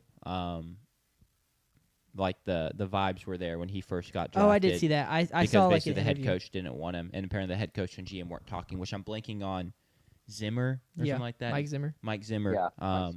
Yeah, that was just horrible, and it made him not want to play football. Yeah. So tough. His favorite part of the day was how long the commute was, basically. That's so sad. It's really sad. Aggie legend Kellen Mond, gig him.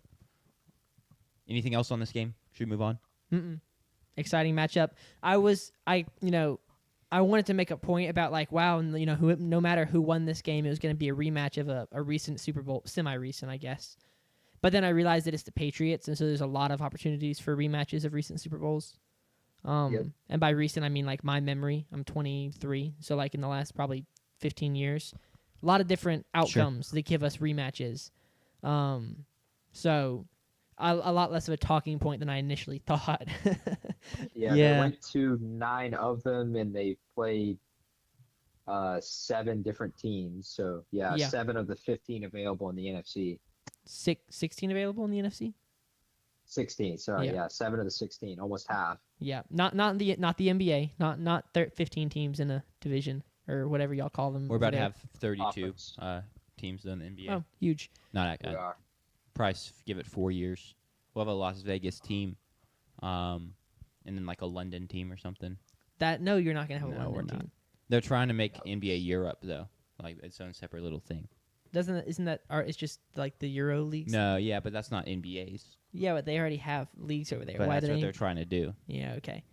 Because you can make money, and that's what matters. I mean, I told you about the Grizzlies GM earlier. Do we? I've got this in here. We should go ahead and pick for the Pro Bowl, right? I've got AFC -1.5 is what I found. Let me consult with my sports book on that. Sure. That's a really I put that one in there because I'm now a game behind in the pick'em. So I need 2 games to take the lead. No, I'll settle for a tie in the Super Bowl, but I thought that was funny. We'll talk about that come Thursday. We'll pick for each event. We'll do flag football, dodgeball. Yeah. The challenge, the skills challenge. Do they still catch the football from the drone?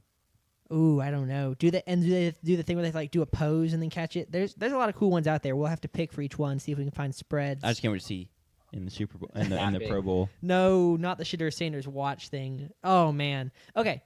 I saw an interesting TikTok about that, and when you run through the number of quarterbacks who are hurt or have a reasonable likelihood of opting out because the Pro Bowl is stupid, it isn't all too surprising that Shedeur Sanders got in. I think the Can initial... you just, like, not 15 quarterbacks add somebody to choose from.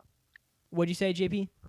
There's only 15 AFC quarterbacks starters to choose from. And I think 6 of them are hurt, or like Lamar, Burrow, Patrick Mahomes... a couple others are also like banged up to the point where it's like they probably said, no, I'm not playing. I'm in off-season recovery mode. So you take out 6 of those. Hurt. Justin Herbert. Exactly. So now you're down to 8 or 9 quarterbacks, and then you take out a couple. Then you take out Geno Smith. You take out Justin Fields. You take out Drake Mace playing in the Super Bowl. Aaron Rodgers is in his 40s. I don't think dodgeball and flag football. He's probably like underground somewhere, like on a retreat. They probably couldn't get a hold of him to ask. No, he threw his phone out the window when he drove away from the stadium. So there's another like 4 quarterbacks. It really, I was also a little outraged because putting him in seemed absurd. But all it took would be like Trevor Lawrence declining for whatever reason, and then one other guy declining. Two dudes saying, you know what, I just don't want to like go play games for the weekend. It makes sense. Like, it's not like they snubbed someone to put him in, but it does show you how kind of a dumb joke. Pro Bowl is. I think that's the better lesson to be taken away from that, is that the Pro Bowl is just stupid. And yet people be using them on resumes for like Hall of Fame stuff and like, oh, he's a 3-time Pro Bowler, 8-time Pro Bowler. Like, I mean, he's the only rookie quarterback to get added to the Pro Bowl, so he's the best of the group. Probably. I mean, it's actually a pretty good segue because we can just roll right into the primers and just do mine first, which is the Cleveland Browns. Yeah. And let's do it. I'm gonna do it in a bit of a different order this time, and that is, I'll start with the 2025 team MVP and the 2025 team unsung. Oh, because it's like, and then we're moving on to looking ahead. Yeah. So to Okay. me, and apparently, team 2025 unsung should be Shedeur because he's making a Pro Bowl. That's a pretty big deal. I feel like that's a pretty sung MVP, though. That's true. You make a good point. But no, my 2025 team MVP is Myles Garrett. Hot take. How is it not Myles Garrett? Probably going to win Defensive Player of the Year. Played at my favorite college, Texas A&M, Gig'em. Phenomenal season. Broke the sacks record, whether you want to dispute it because he played an extra game or not. You're more than welcome to. It'll go in the record books as his record for now. Someone will inevitably break it. It doesn't seem like a record that's, unbreakable. And then my unsung team MVP, and I did not have a great one because I can't say I was tapping into the Browns very much. I put Carson Schlesinger, the linebacker that may end up winning Defensive Rookie of the Year. So he's not the most unsung. But if you're like a casual, like I said, most people probably weren't watching the Browns. Yeah. Played at UCLA, so it's not like pick. he's an SEC. Yeah. Like, not the biggest name. Had a phenomenal season. Yeah. And I expect good things from him. It's not an easy position to like slide in and play linebacker and just kind of get going from the jump. He had well over 100 tackles, a couple sacks, couple interceptions. I thought he was phenomenal. It was a great pick for them in the second round as they're kind of looking to build forward. I don't know if you have anything on either of those guys, and if not, I'll move on to kind of looking more off-season. Schlesinger was really good, and he was really fun to watch play this year as well. Yeah. It felt like with that pick, like that was, if we remember, like that was, if I'm not mistaken, that was either the first or the second pick of the second round. I think he went 30. I think the second. I think it was the second. 34th. Yeah, I think is what it said. When I And was looking so we were thinking, oh, that's where Shedeur is going to go. And then they draft Carson Schlesinger, and a lot of people kind of thought like maybe he was a bit of a project or he wasn't ready, and he was fully ready. Like the dude maybe could have made a Pro Bowl with the way that he played this year. 2 picks as a linebacker, 2.5 sacks as a linebacker. He was absolutely incredible this year. 11 TFLs. My other one would have been Devin Bush. I felt like he really kind of rejuvenated his hype.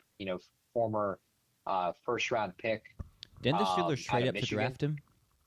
Yeah, they drafted him 10th overall back in 2019.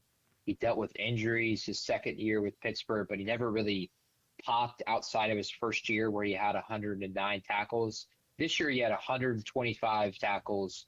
He had 2 pick sixes this year, 2 forced fumbles this year, 8 pass deflections, 2 sacks. He's going to be a free agent, and he's going to be someone that people are going to be going after in Devin Bush. They're going to want to try to get him on a contract and be a kind of a piece at linebacker in a year where he'll turn 28 right before this coming season. So maybe look at him for like a 2-year deal as a linebacker for someone. I thought he really kind of resurrected his career with the way he played. If for like context, like I know like we bring up the video game a lot, but it's like the most applicable context for us. He's up to an 87 overall in Madden right now. Crazy. So the Madden guys think he played really good this year, and you know you can have whatever opinion you want on that, but their word is law. They're not necessarily. Their word is law. That is fair. For the game that we play, their word is law. So sure. If they want unless Tyreek you Hill go to in be and absolutely just change broken. it. Tyreek Hill can be absolutely broken. No, that's a good shout. It's a good name to throw out there. I also just want to throw out that for the Browns, there was a reason I was a Browns fan from like 2018 until 2021. That front office can build a roster, because you think about like the drafts they've had. Think about the 2018 draft, and they turn around and they draft Greedy Williams, they draft Grant Delpit. Now, most recently, they draft Mason Graham, and which the process they went through to get Graham, I loved. Right, trading back, adding an extra first. You pass on Travis Hunter, but I mean, you've got cornerback, and you maybe you need wide receiver. You have Denzel Ward, so cornerback's not the biggest need. And is a wide receiver worth the second overall pick? Probably not. So you trade back, add that pick up Mason Graham, who had a good rookie season. That the offensive lines that they've had a couple bad years, but they've also had some really good offensive lines. Defensively, they always seem to be able to bounce back and rebuild the roster everywhere except quarterback, which sucks because that's the most important position in football. But I'm really glad you brought up the second round pick, because those are, if you can hit on the draft picks, which I feel like the Browns are able to do pretty regularly, except at quarterback, then, Yeah, I mean, even their most recent draft, I think they handled it exceptionally, except for quarterback. Yeah. Dylan Gabriel in the 3rd round, Shadur in the 5th. Now, Shadur may end up starting next year. Having a 5th-round quarterback start for you for like a full year is honestly pretty good value. But double dipping like that is probably not. I don't even hate the double dipping. Well, I think more it's just the thing of if you're gonna, trade back, accumulate more assets, I think you should just wait it to draft quarterback. Yeah. And just really hammered on trying to build up. But the roster. it's also a 3rd and 5th round pick. This is true. So you can find dogs in the 3rd round. Terry McLaurin, 3rd round draft pick. Because like you said, they draft well. Yeah. So take your shots. They honestly need to hire outside consultants to figure out their quarterback for them. We're hiring you just to do quarterback. Yeah. We got everything else figured out. You find our quarterback. Well, they probably did that, and that guy was like, "This Deshaun Watson kid looked pretty good his rookie year. You should probably go get him. I bet he's worth all of your 1st-round picks and your entire cap. You should do that." That's probably what they did. Yeah. One more final shout, since this is like a state podcast. Martin Emerson. Heck yeah, who had MJ 3 Emerson. Great years. He tore his Achilles in training camp to start this season and didn't play this year. He's a free agent, and that can kind of swing it towards the offseason stuff. I hope that they bring him back on some kind of cheaper deal since he's coming off an Achilles tear. Yep. And he can stay with this elite defense because he had an incredible first 3 years there. Yeah. But he'll be a free agent this offseason. Brutal time from him to tear his Achilles in terms of contract year. Looking ahead into the offseason, we're going to start with the coaching. And this been well documented not going very well. They've had people pull their names out. It's been rumored they're kind of having them do all this weird stuff, them being the candidates, taking a test, some nonsense. The 2 names I really saw they're kind of focusing in on is their in-house DC, Jim Schwartz, is picking up steam to just kind of be promoted to head coach.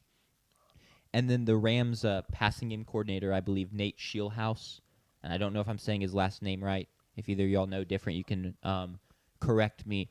They brought him in for a second interview a couple days ago. and he left and without an offer and went to Buffalo, and everyone was really nervous. Well, Buffalo just hired their new head coach this morning in Joe Brady. So we know, maybe it is just going to be Nate Schulhouse at the Browns. We don't really know. We'll figure out, my guess is in the next couple of days, who they're hiring. But just kind of gauging the temperature of Browns fans, they're not very happy with how the search is going. Yeah. Which kind of makes sense because the ownership there is not exactly the best. And there's rumors that whether Jim Schwartz is the head coach or not, they want him to at least stay on as the DC. And so, you're basically asking a prospective hire and already making demands of them before they're even hired. And I feel like that kind of potentially hurts your chances in some people's eyes. That's so interesting because I was getting ready to do my Steelers preview and looking at Mike McCarthy. He interviewed for the Browns head coaching job in 2020 maybe, or 20. I'm not sure the exact year, but it was the year that they hired Freddie Kitchens, and he turned it down because they told him he had to keep Freddie Kitchens as his OC. So I guess it's just a Browns thing. When they like their guy, they're like they really want their guy. It's it's an us or them kind of thing, and so they always choose the in-house guy to keep. Also in Freddie Kitchens, I wonder if Browns fans are traumatized about promoting a coordinator. It's a good chance. It's a weird thing of I don't know tons about Jim Schwartz. The Browns' defense has been the strength the past couple of years. Yeah. So in theory, I get the idea of keeping him. But we've seen multiple times just because you're a good coordinator doesn't mean you're going to be a good head coach. So maybe Browns fans, and y'all can let me know in the comment if you end up watching this, have reasons for not wanting him to be the head coach. But that's kind of where their search is at now. If y'all have any thoughts on that before we move on. No full thoughts, but you'll get into it a little bit more. But who kind of wants to take this job? You don't have an answer at quarterback. You're not going to find an answer in this year's draft unless you want to reach on Ty Simpson.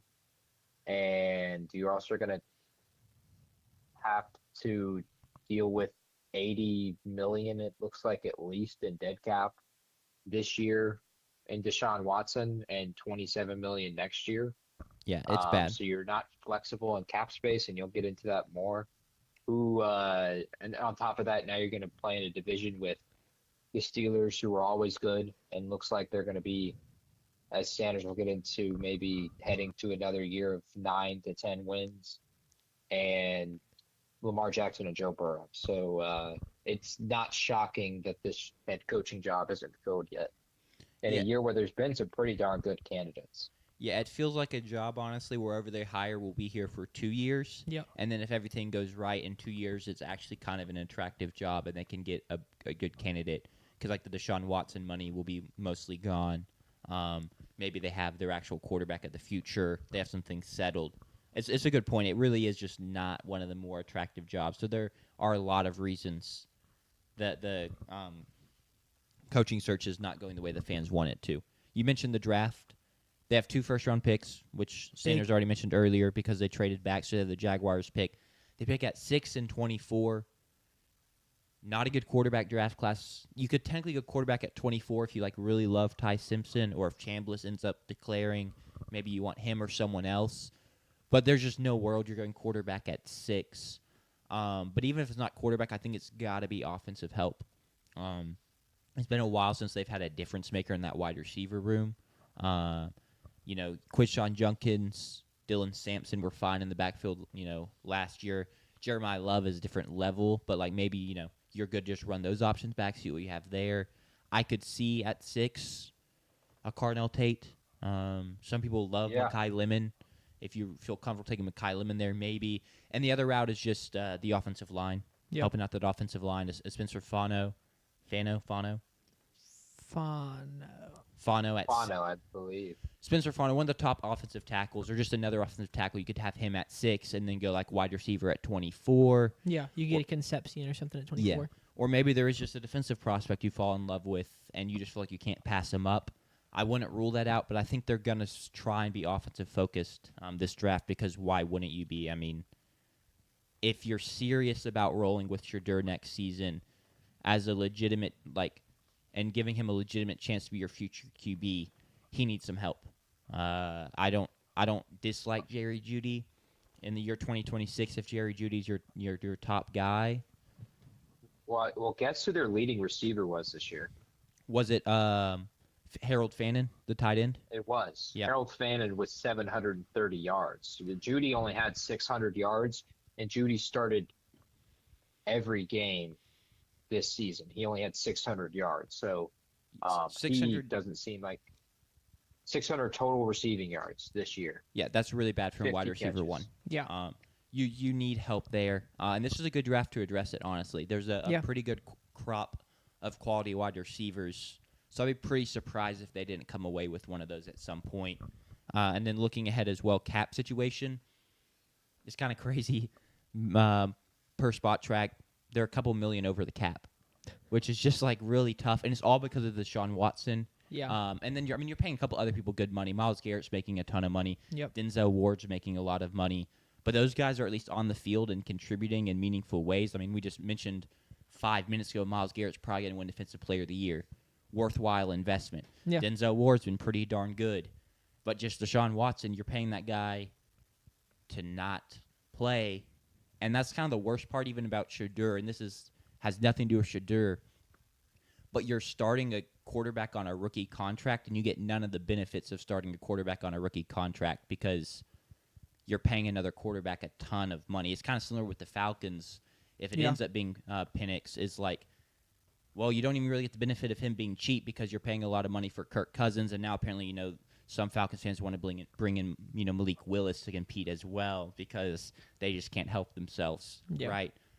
It's just tough. Cap scenario is tough, and with that in mind, free agency-wise, I don't expect them to really try and make moves. I mean, there's ways, obviously, they could cut some players, restructure some contracts, find some money. But the biggest thing is kind of like, why would you, cut some of your players to do that when you're probably not really going to be very good next year anyway because of the quarterback scenario and the offense just isn't very good? So I expect them to largely stand pat in free agency. Maybe they try and bring back Devin Bush. Though, as JP was talking, it may be a little difficult to do because of how good his year was. It's probably just going to be largely depth pieces, spot starters, maybe some help on the defensive line in terms of depth, offensive pieces. Maybe they try and bring in a wide receiver in free agency, stuff like that. But they don't necessarily have the most exciting offseason ahead of them in terms of moves and what they're going to try and do. In my opinion, maybe they'll shake things up. But I just think it's kind of going to be another. Well, let's just kind of wait season because of the Deshaun Watson money. Yeah.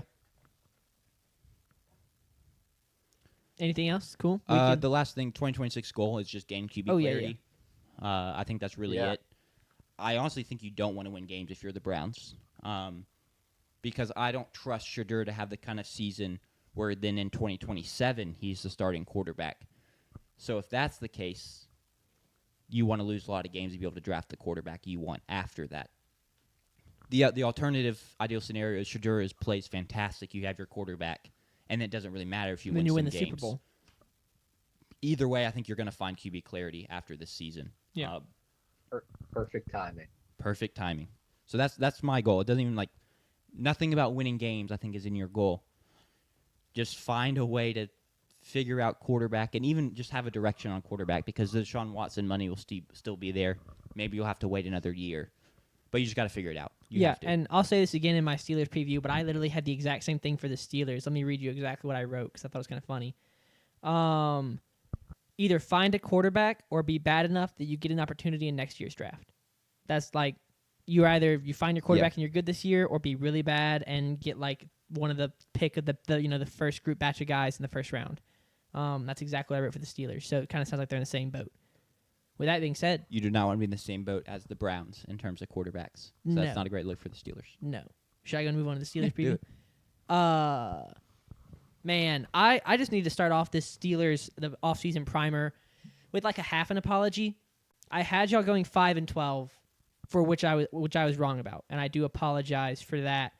However, I think I was also kind of on this being a bad year for Tomlin and kind of not going well. And while y'all did make it the playoffs and I think y'all finished with 10 wins. Yeah, 10-7. 10 wins. Shout out A-Rod. Tomlin is gone. And so I'll take 30% of the credit there. 70% apology and 30% I was right. But But I'll go ahead and start off with some shout outs. My MVP. So my MVP is just the tight end room. All right, because that tight end room had to carry this offense in part with Aaron Rodgers. They all work together, but I'll give the tight end room a lot of credit. They finished 6th in the NFL in receiving yards to tight end. So that's a big plays by them, especially when DK got himself suspended. They showed up in that Baltimore game to close out the season. So yeah, the tight ends on the Pittsburgh Steelers, Pat Freiermuth, Darnell Washington before he got hurt, and then there's a third one. They have 3, like Connor Hayward. Yes. Yeah. Okay. So those are my MVPs. I kind of did 3. Is the tight end room. Unfortunately, Darnell Washington's hurt. Hopefully, he has a speedy recovery. My unknown MVP, we'll flip the other side of the ball, is the defensive guy. It's Nick Herbig. Younger guy, only started 6 games because he plays edge rusher, and they've already got 2 really great edge rushers there in Pittsburgh. But he finished 6th, so he was 6th in the D-line in total snaps played. But he finished tied for 2nd in sacks, and then was 3rd in pressures and 2nd in quarterback hits. He's a young guy drafted in 2023. So probably coming off the end of his rookie contract, but just a big season from him to kind of maybe give the Steelers some more help on that defensive line, especially as Cameron Hayward continues to age out. A big play from a young guy there in Pittsburgh. Coaching, do you have any other MVPs that you would recognize, JP? I meant to say, Connor Hayward was one of the tight ends, but the other one was Jonnu Smith. Yes, that wasn't mentioned.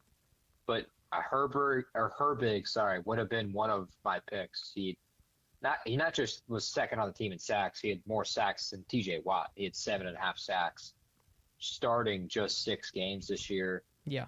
He also had 3 forced fumbles this year. Yep. 18 quarterback hits, which is right there with their 2 elite pass rushers and Alex Highsmith and TJ Watt this year. So I thought he had an incredible year and was just another great piece to what was a really vaunted front 7 for Pittsburgh. They weren't elite by any means, but they were really they had a lot of depth across the board for that team. Yeah. For me, my MVP probably would have been Kenneth Gainwell.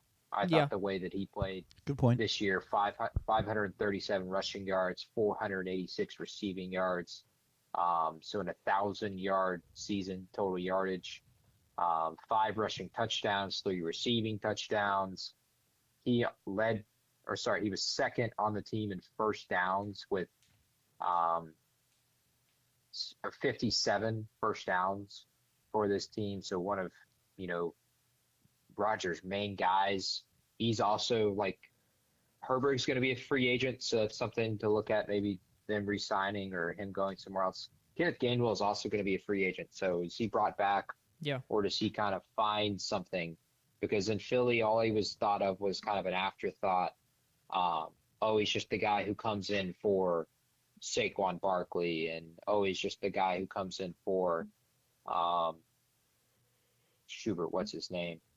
Guy before Saquon Barkley, DeAndre Swift. Yeah, it was Swift. He just comes in for that guy, and he's just a spellback. No, this year he was one of their best weapons, and he was really, really good in critical games. I feel like that would have been me for my MVP. I feel like he wasn't even signed to play that much because they drafted Caleb Johnson, I think it was his name, in the 2nd round. Yeah. And so it's a double-edged sword of Gainwell impressed so much that he ended up playing a ton. It also probably means Caleb Johnson was not the play in the 2nd round. Yeah, Caleb Johnson muffed a kickoff, and I think that was kind of that was the highlight of his season. That's what everyone will remember about this season. But that was the Seahawks game, week 2. Yeah. Yeah, but Kenneth Gainwell was a really good shout. I was very impressed with him this season. So yeah. So those are my MVPs, both big name and then unknown. Coaching wise, the Steelers have found their coach. Unlike the Browns, it's Mike McCarthy. And what I'll say about Mike McCarthy is I think there's kind of 2 possible ways this plays out. One theory that I've seen is that this feels like ownership trying to keep up we've only had 3 head coaches in the last 150 years or whatever the stat is. I think it's 3 head coaches since 1980, something like that, 1970. Something ridiculous, it's incredible, and it's, part of the reason, The Steelers are a historical franchise in the NFL. But there are some people who worry that the Mike McCarthy hire was a safe hire to kind of keep that going and not an aggressive hire to win games, but the safe hire because you think that he could be there for 10 or 15 years and just, win enough games to not lose his job and you don't have to fire him, which I think is a possibility. Jack? Yeah. I don't really, not to step on your toes, but a video has come out in his introductory press conference of him, like, getting emotional about him now coaching for his boyhood club. Yeah. Which in terms of getting the fans on your side, that's one way to get Steelers fans on your side. Yeah. I also wonder, I don't like the hire. I'll just say that outright. I don't think it's great. I don't think it's horrible. I don't think it's great. Does it really matter if you go make the aggressive hire or like go get the newer name if the front office doesn't really change their ways? Does that make sense? Yeah, that's fair. Like, at the end of the day, I think Mike Tomlin was hurt a lot by, which he had a ton of decision in this. He had a lot of power in personnel decisions and who they signed and who they drafted. But he also just kind of was dealt the hand he was in terms of quarterback play and for example. But sorry, you can continue now. Well, yeah, I was going to come back and also defend McCarthy because if you look at his two major stints, he was the head coach at Green Bay for 13 years. He only had 3 losing seasons. He had Aaron Rodgers for the entirety of that, I believe. I didn't go back and check. Rodgers was drafted in 2008, I believe. And so he would have, I think around. It was I think it was Favre for 2 or 1, and then it was just Rodgers. Okay. And then also if you look at his time in Dallas, he was there for 5 years. In the 3 years where Dak did not suffer a season-ending injury, he went 12-5 in every single season. So year 1, Dak goes down to an injury. I believe they went 7-9. It's not a good. It was a losing record. Years 2, 3, and 4, 12-5 every year. Won the NFC East 2 of those years, and then year 5, Dak has another injury, and they don't make the playoffs, and he gets fired. And I think one of the things that kind of hurt him leaving Dallas was like roster depth. And kind of not that was the offseason where Jerry was like, oh, we're going all in, and they did absolutely nothing. And so I think that I think there's a really valid argument that a lot of the issues in Dallas were front office related, Jerry Jones related, because we've seen Jerry Jones be a problem time after time, offseason after offseason, as he just plays fantasy football back there. And so I'm going to give McCarthy a lot of credit for the successes in Dallas, and maybe it's wrong, but I'm not going to fault him too much for the failures because it was 2 quarterback injuries and then potential ineptitude on the part of the front office. So I don't hate the hire, and I was looking back at the quarterbacks he's developed, the offensive success that he's had. It's pretty remarkable, the guys that he's worked with through the years as an offensive coordinator and a head coach. So I'm actually the more I was looking into it, getting ready for this offseason primer, Steelers fans, I'm kind of interested to see what Mike McCarthy does there. If y'all do get Malik Willis, what does that look like? I'm actually really intrigued by that because he's developed a lot of quarterbacks and worked with a lot of young quarterbacks and as they've blossomed. So I'm intrigued by the idea of that. As far as the draft goes, y'all pick 21st, and this is like we said for the Browns, for the who do we say it for? It's not a good draft to pick to need quarterback. The Browns, because they have 2 picks, one at 24. It's not a good draft to need quarterback. I have in my notes, if you like, that's crazy. I meant to say Simpson. I have in my notes, if you like Mendoza's early tape. Yeah, he might fall to, no. I meant to say if you like Simpson. Yeah, if you like Ty Simpson's tape from like weeks 2 to weeks 9, maybe Shout out 9. you feel comfortable picking him at 21. Or if Chambliss declares and you like weeks 10 into the postseason where he just like ascended to another level, he's worth that pick at 21. But I think the big thing I'm going to talk about is secondary. Secondary is free agency, because if you look at the big board, secondary is not a good spot for secondary at 21 either. I think the big spot would be wide receiver. I like wide receiver here because that gives McCarthy another weapon to work with no matter who the quarterback is, and I'll get to quarterback in a second. But Concepcion and Boston are both ranked around 21. And so I think receiver is probably the biggest need that they could address, because I'll get into their other weaknesses they need to address. It's secondary, which you can't really do right now. I don't think at that spot in the draft. and then quarterback. Because offensive line is actually really good. They've got one offensive lineman going into free agency, Isaac. I'm not going to try and pronounce his name, but they need to bring back Isaac. Seimalu. Cool. JP said it first, so if I is wrong, that is JP's fault. I think you bring back Isaac Seimalu. That offensive line only allowed 18 sacks the entire season, and that was with Aaron Rodgers at quarterback. And while Aaron Rodgers has the benefits of experience and knowing where pressure is going to come before it comes, and quick release time and all that, short time to throw to help his offensive line, he's also 42 years old. He is not going to help you out once the pocket breaks down the majority of the time. So allowing only 18 sacks, I think that's a really good offensive line. You'll take that for sure. I think you try and bring back the only piece of that you could lose this offseason in Seimalu. So that's the offensive line. We'll call that a check. Defensive line, you invested in Derek Harmon. You've got TJ Watt. I already said that my unknown MVP was Nick Herbig. Try and bring him back. That defensive line looks really good. So now you've got offensive line, defensive line. Free agency is where I think you address secondary. The secondary allowed the 29th most pass yards per game this season in the NFL. Not great. Not great at all. So I think this is an opportunity for you to try and go address the secondary in the free agency, and then you can check that box off. So now you fix wide receiver in the draft. You've got your offensive line. You've got your defensive line. You fix secondary and free agency, and then that leaves quarterback, which is my 2026 goal. Either find a quarterback now or be bad enough that you get like a pick out of the first batch in the first round. I think those are like the only two reasons that I think will leave Steelers fans happy, or the two outcomes that leave Steelers fans happy.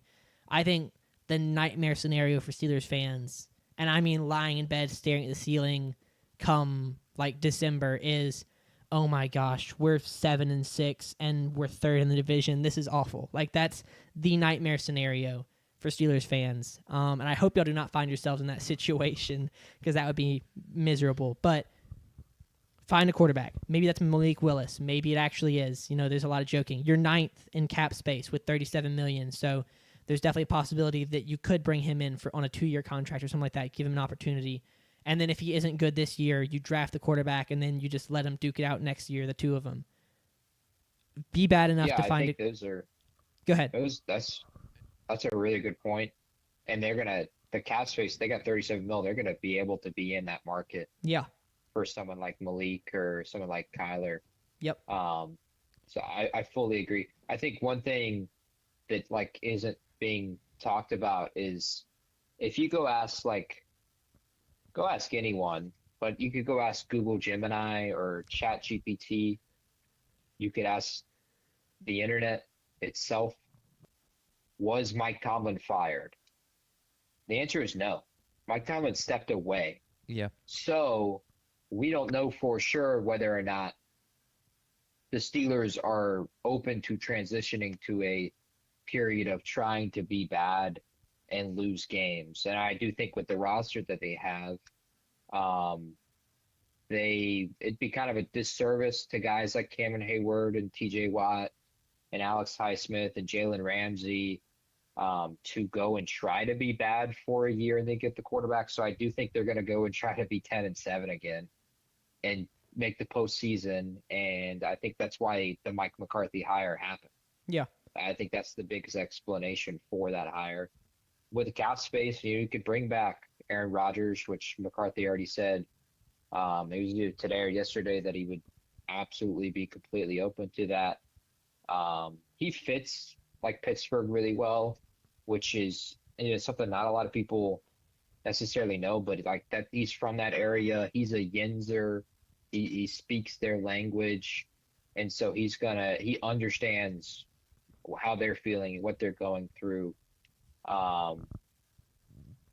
You talked about like his success with quarterbacks, and maybe if there's anything to be kind of hesitant about is that the quarterbacks have been now he did develop Aaron, which full credit to him, but the quarterbacks are also kind of established both times that he went there. So I wonder what it's going to look like with him picking a quarterback, whether that's in the draft or that it is through free agency or bringing back Aaron or how it looks next year, which is what Sanders wants them to do, is look for the quarterback of 2027, not necessarily 2026, and forward. So I wonder what that'll look like because Dak was already there and Rodgers was already there, and they were kind of already established as, being guys of good quality.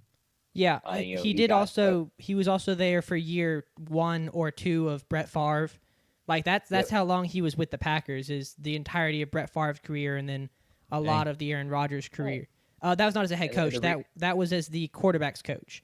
Yeah, and the reason he fizzled out too at the end was they weren't necessarily getting the production with him and Aaron. He leaves, Matt LaFleur returns, and Aaron Rodgers has 2 MVPs. Yeah. In 2 seasons right off the bat. So there is a little bit of hesitancy there. There's some glass half empty to that argument. But I do think with Tomlin not being fired by the organization, they are not in any pressure to go into tanking and rebuilding. And I do think they're going to try to retool this roster and be competitive next year. And to be honest, is there a world where I think there's a world where they win the division again next year. Yeah. With Baltimore and a first-year head coach, which we'll talk about in a second. We already talked about Cincinnati in our last primers, which you should go watch that. Cincinnati's always dealt with their injury issues, and they've got a trendy or weird offseason. So I don't think the Rooneys and the ownership group in Pittsburgh think they can possibly be bad with the roster that they have. And so why not take advantage of it? That being said, I fully agree with Jack in that I don't understand the hire because we're just going to continue to say Pittsburgh purgatory. And it's a really weird dynamic to be saying that, and where you don't like the hire, not because you think the coach is only going to win 2 to 3 games, but because the coach is going to win too many games. Yeah. But not enough, it's a really weird dynamic, but that's what's going on in Pittsburgh, and that'll be something they have to manage this next year. Yeah, it's less of I don't like the hire because it's Mike McCarthy. I don't like the hire because it signals to me they're not changing their ways. Yeah. Last question for you, Sanders, and this is about an impossible question. We've talked a ton about quarterback. If you had to guess right now, who's taken the first snap in Week 1 for the Pittsburgh Steelers?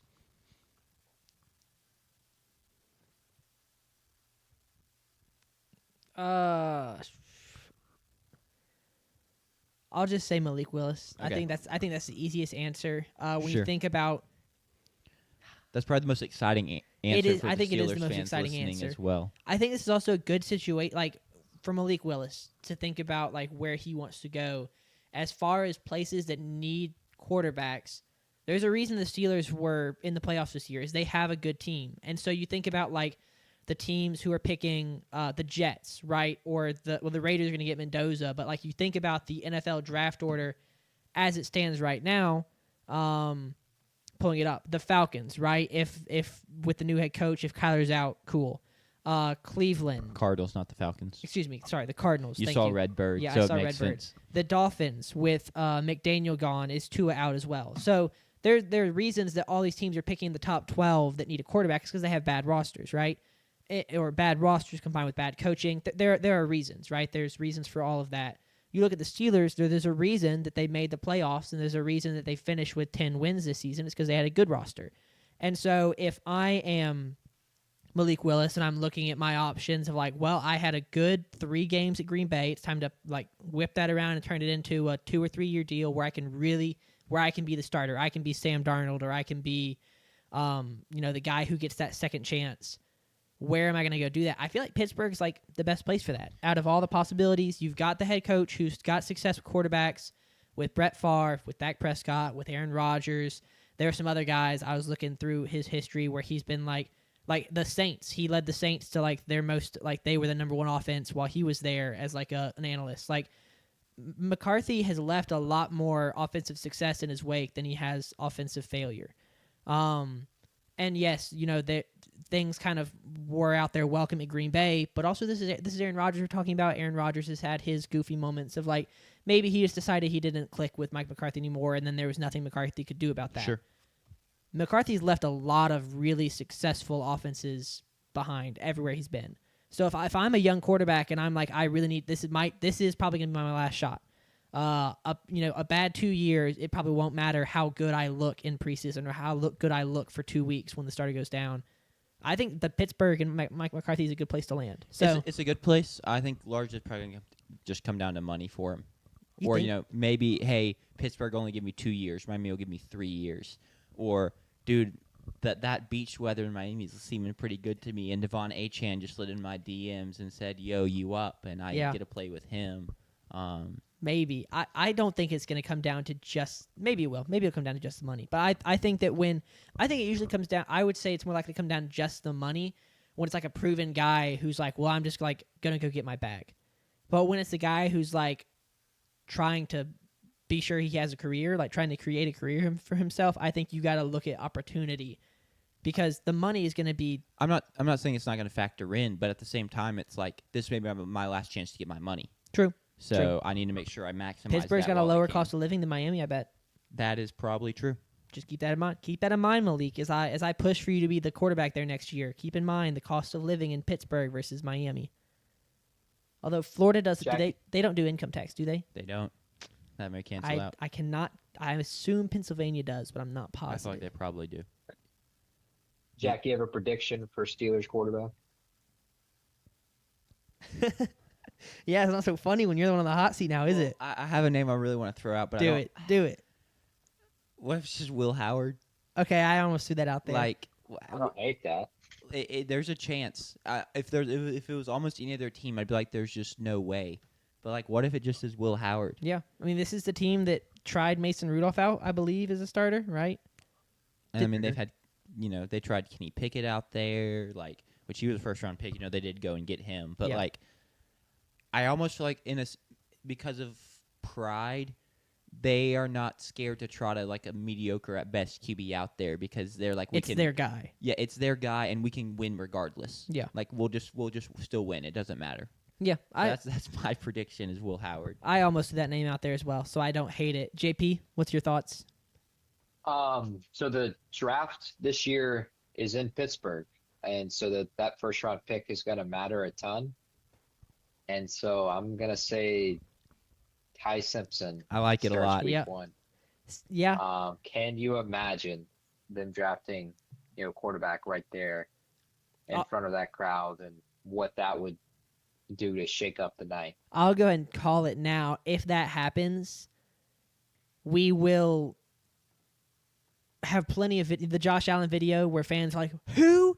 What are we doing? No, they'll be ecstatic. No, I think if they draft Ty Simpson, I think people will be aware enough to be like, this Ty Simpson has some red flags. I think Ty Simpson's going to get hyped up a lot in this pre-draft process. You think so? I think he's going to interview well. Yeah. I've enjoyed his post-game interviews and just like midweek interviews this season.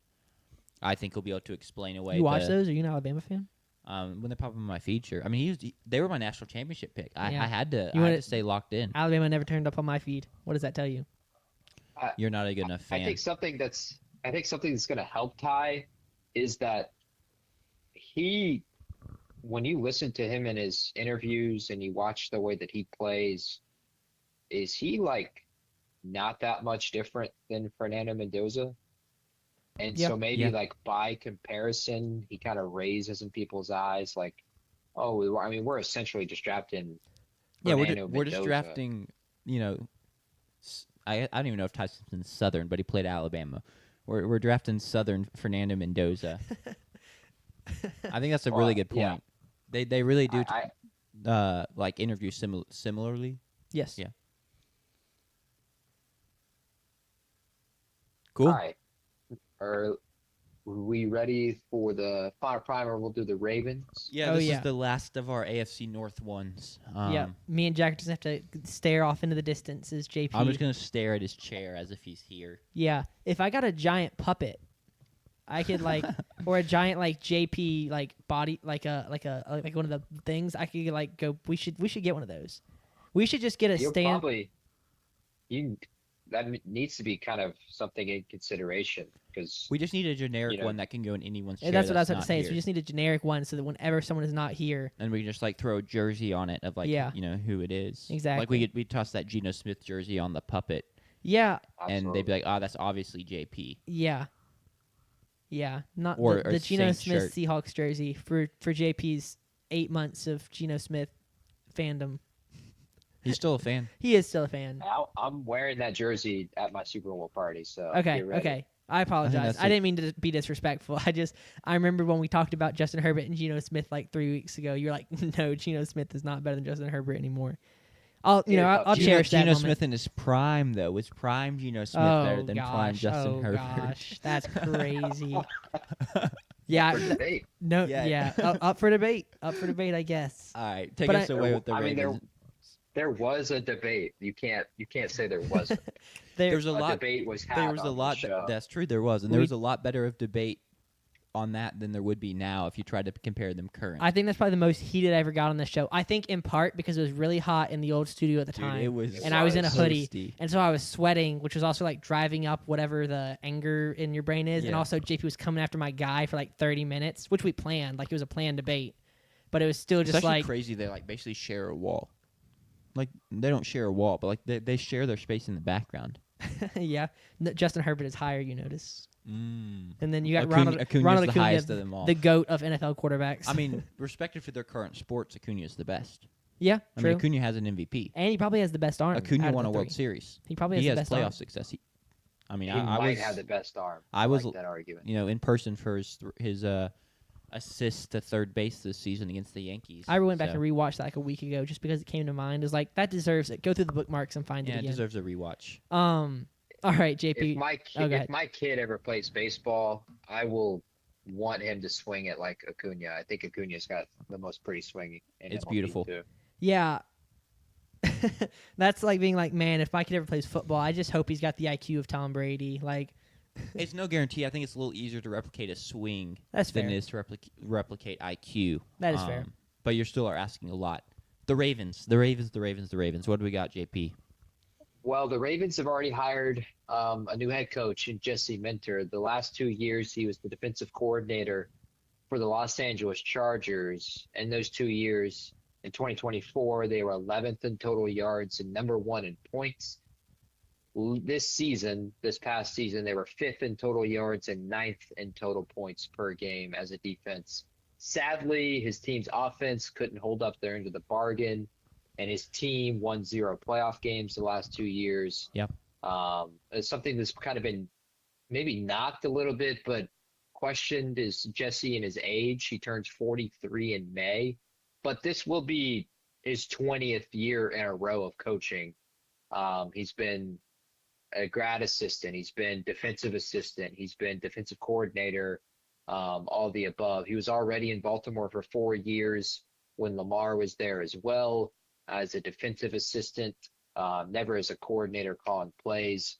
First time got calling plays in the NFL was with Jim Harbaugh and the Los Angeles Chargers. He's been with a Harbaugh for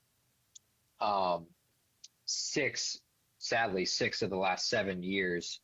No, 8 of the last 9. I don't know. Let's go. That's huge. I screwed up. Big My clutch. fault, guys. Yeah, 8 of the last 9.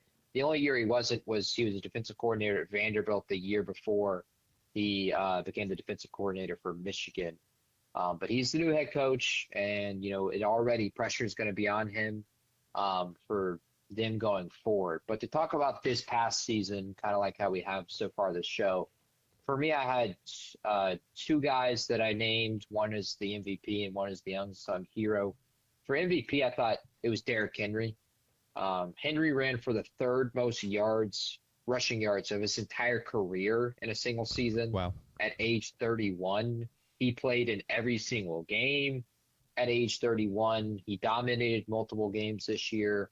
Fumbles was talked about a lot this year. It was his 3rd most fumbles in a season, so not even his worst season from a fumble perspective. He was all that you could ask for. And for playing in every single game and having, over 1,500 rushing yards at age 31, what a year for Derrick Henry. For unsung hero, I went with Nate Wiggins. This is a guy like who really struggled his first season in Baltimore as a rookie. Former, I think it was a second-round pick out of Clemson. Started just 6 games his rookie year. He plays this year. He starts all 17. He has 3 interceptions, 14 pass deflections, and he was 5th on the team in total tackles as a corner. I thought he played at a really, really great level and really kind of raised his ceiling. He'd been picked on a ton his rookie year. He was picked on because he's smaller and because of his stature, PIs. He got mossed a couple times his rookie year. He really kind of elevated his game this year. For y'all, we all have an MVP or an unsung hero that I didn't mention in those two. I think Derrick Henry's a really good one for MVP. Even just the fact he played every game, and the other kind of star on that offense, Lamar, didn't get anywhere close to that.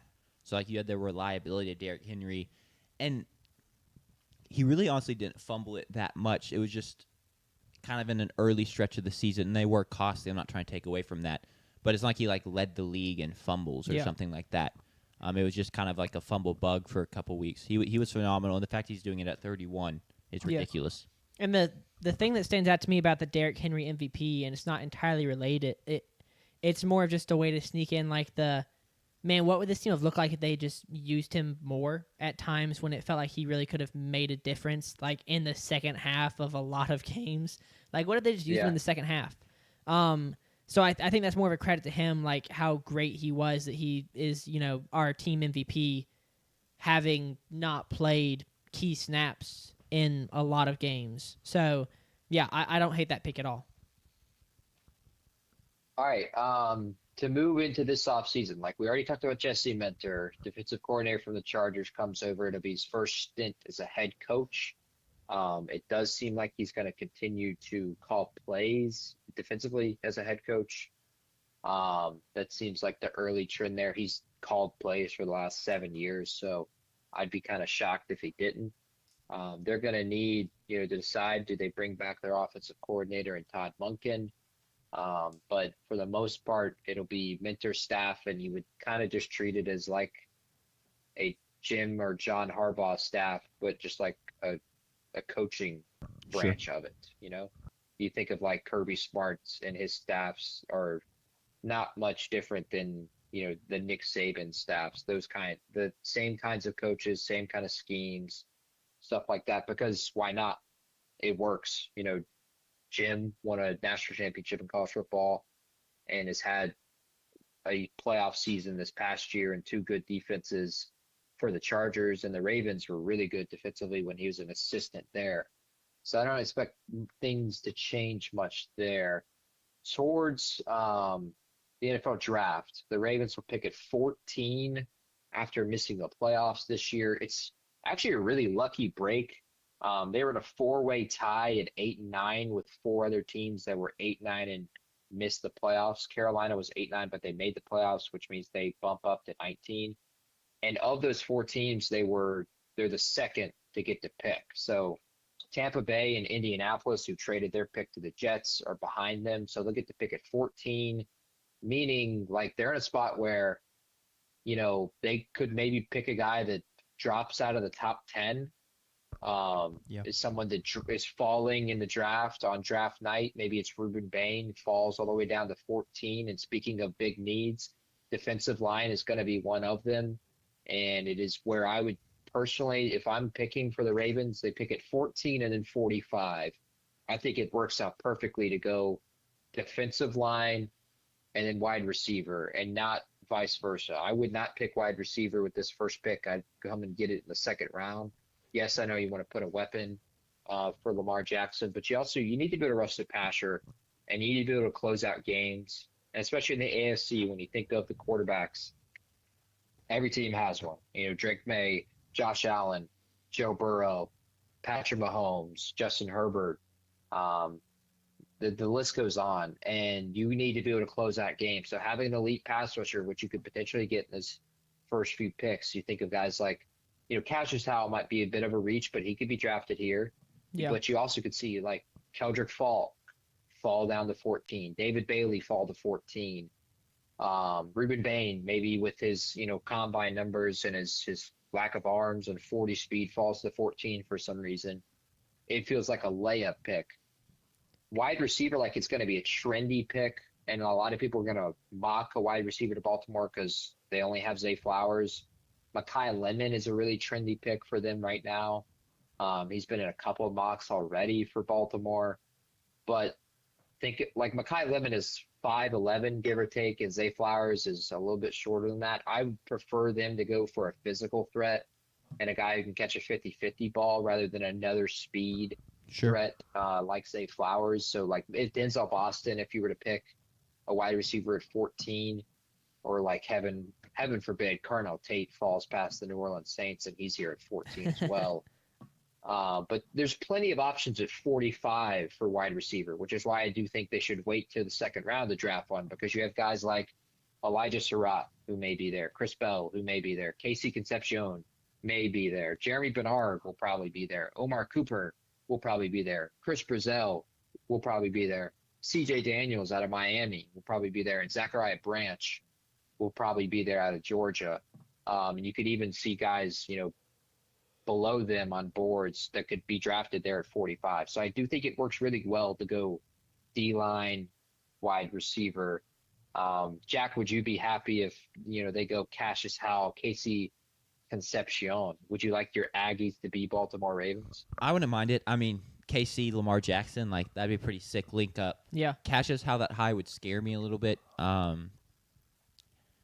That just puts a lot of expectations on him, and he's a dog, but I do think his size limitations will limit his effectiveness at the next level. Like I think he's going to need to be used more like a gadget player, a player that's moved around, can also drop in coverage some, stuff like that.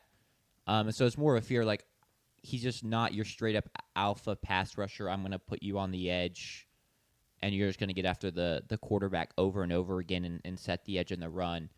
Now, I mean, he has some good pass rush moves, but I guess it's more so I'd be worried that if he goes that high, the expectations for him are going to be a little unrealistic for like what he's actually going to do, if that makes sense. And then they're looking, Baltimore fans are looking in week 10 of the season, and he has 2 sacks, and they're like, we drafted this guy, what was it, 14th overall, like what a bust.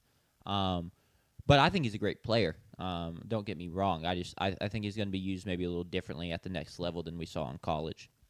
Yeah, and I like that. That already happened with Shamar Stewart. Yeah, I like that. And, it'll all come down to draft night. If Tyson or Tate were to fall, I think you have to take one of those two. I don't think that happens. But also, we've seen crazier things happen, so I don't hate that. I think it's edge rusher unless Tyson or Tate falls, in which case you take them. And then if you get edge rusher, you just flip it to whatever you to the second round, to whatever you didn't get in the first. Yeah, I think it's definitely the move. It's also like the guy they drafted, the defensive end they drafted last year. Mike Green. Thank you. I think he's a very similar mold to Cassius Howell, honestly, in terms of like being a little undersized. So that also would be like, I'd be interested to see if they would go that route again. But I don't think there's a decent chance one of these like Keldrick, Fox, or something end up falling to 14. Yeah, like they could get kind of someone from more of the top tier. But we'll see. I agree though with your philosophy of defensive end first round, wide receiver second round, barring a slide. Yeah, and go ahead, JP. You go first. Oh, I was going to say I don't want to rule out. We remember with last year's draft, Dallas's first round pick kind of surprised us. Tyler Booker. Yeah. What if they go with Vega out of Penn State right here at 14, and because offensive linemen might fly off the board, and it's another potential need for them as offensive guard, at least per PFF. Yeah. So that might be somewhere where you see that kind of pick, and you put an offensive lineman for Lamar Jackson. No, it's a good point. I mean, they're drafting in the classic spot of like just being dictated by board, of like, holy crap, this guy fell in our lap, or it's, wow, the run of defensive ends went, and now there's legitimately not a defensive end left that we feel comfortable in this range, and then you have to pivot. So it's a very hard spot to predict, I guess, is what I'm saying. This would be funny. I'm not saying I don't think it'll happen, but safety is a position in the NFL that is not considered to be highly valuable. And so what if teams are just like wide receiver, edge rusher, quarterback, wide receiver, edge rusher, running back, need a team takes Love, and Caleb Downs were to slide down to 14, and it's like the Ravens are sitting there like, well, we don't need a safety, but him with Kyle Hamilton would be kind of like wild.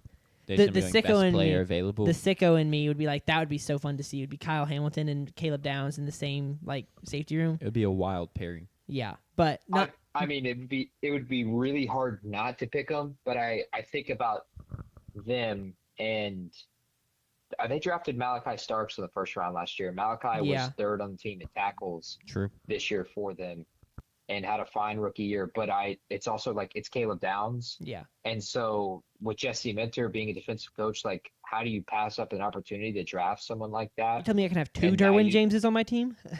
Yeah, you try to find some way to have 3 safeties on the field.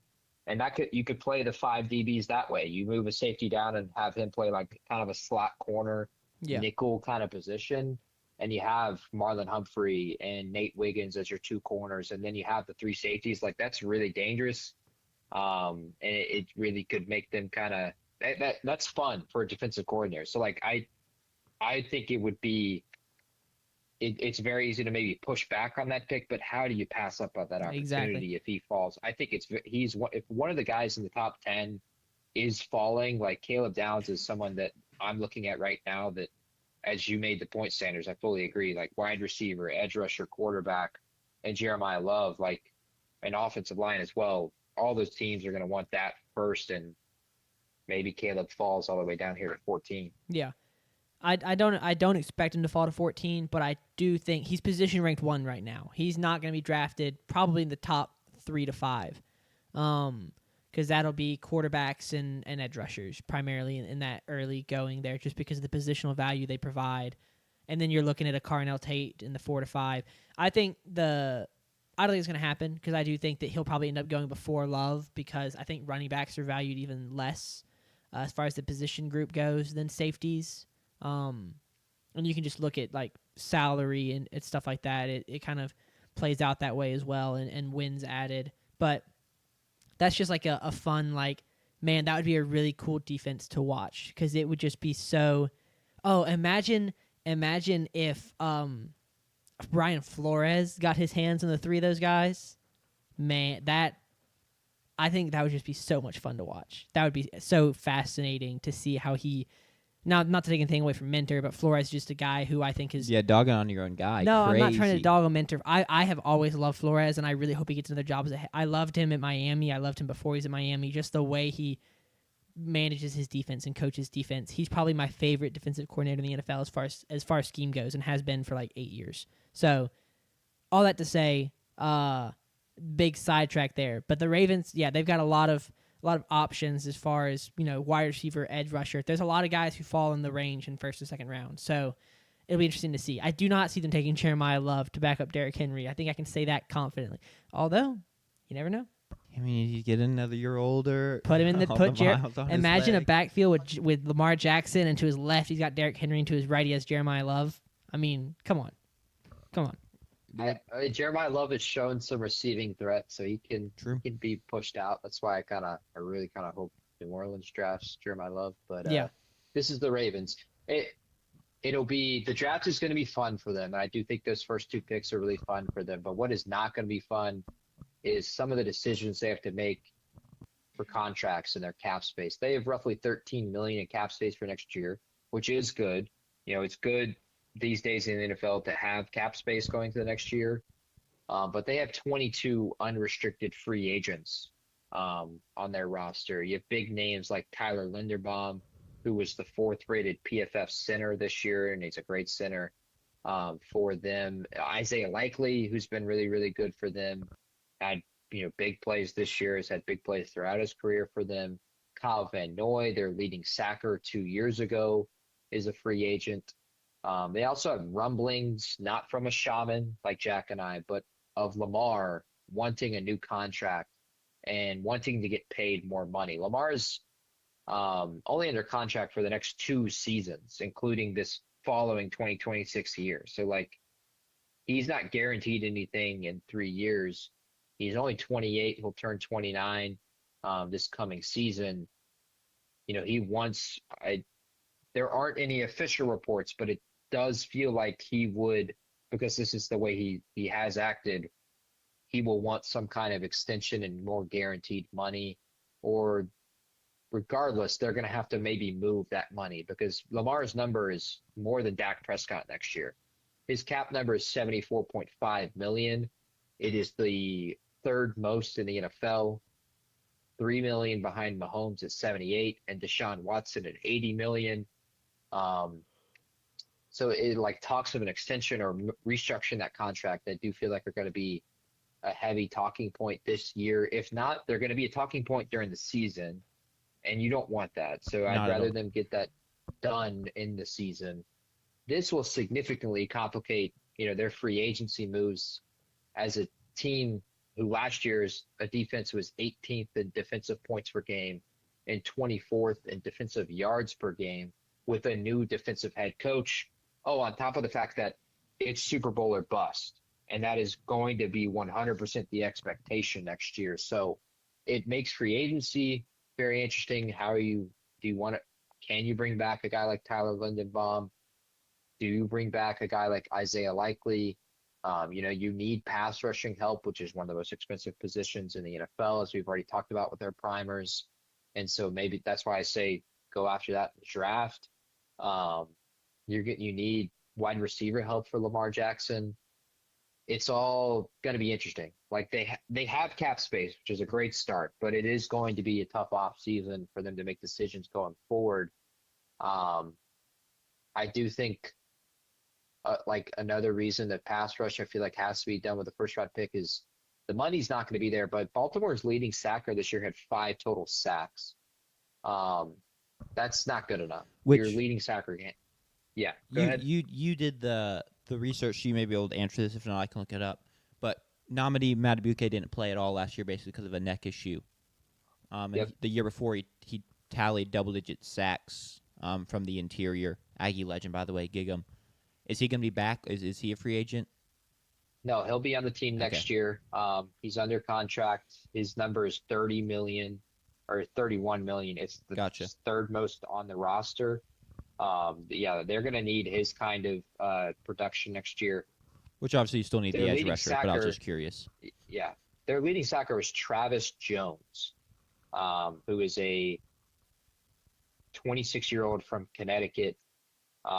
He was drafted in the 3rd round of the 2022 draft, so his 4th year. He's going to be a free agent. So their leading sacker is already going to be a free agent anyway, and he's kind of a no-name. He was a defensive tackle as well. He's not even like an edge rusher. Yeah. So he was their leading sacker. So they've got to address that. It's going to be really hard to address it in free agency, again, which is why I prioritize the draft and doing it. It'll be new head coach, immediately Super Bowl expectations. The draft will be fun, like I said, but free agency and contract decisions are going to be tough. So for me, an early realistic goal next year is to just make the playoffs. Sure. I think with the way the AFC is kind of trending, where you have a down year for Baltimore, you have a down year for Kansas City, you have a kind of a great year for New England and for Jacksonville and for Denver. You have another down year for Cincinnati. The AFC is going to be a wild ride next year. And I think even in division with the hiring of Mike McCarthy, AFC North is going to be a wild ride. Shador is going to be gunning for that division title, joking, of course. But Joe Burrow is got to make the playoffs. And so he's either got to win the division or make the playoffs himself. I think making the playoffs is an early goal. And I think it's a realistic goal. And I think that is at utmost importance. Just make the postseason. I don't care how you do it. Because you have Lamar Jackson, you have to give him another chance to go on that dynamic postseason run. Sure. Whether that's on the road or whether that's at home by winning the division. It feels like, you should say, just say he needs to win the division. Well, I don't think that's guaranteed because, like I said, McCarthy and the Steelers, for me at least, look poised to win 9 to 10 games again. and the Bengals will return everyone, and the Bengals also have a top 10 pick. We already talked about them in our last show or last Thursday for primers, but they're going to have a top 10 pick, which means they're going to have kind of a playmaker, instant playmaker for them. I do think it's just make the playoffs. Sure. Now, expectation fully will be, of course, to win the Super Bowl. And they'll be one of the teams that'll be talked about like they need to win the Super Bowl this year. But I do think make the playoffs is an early realistic goal for them.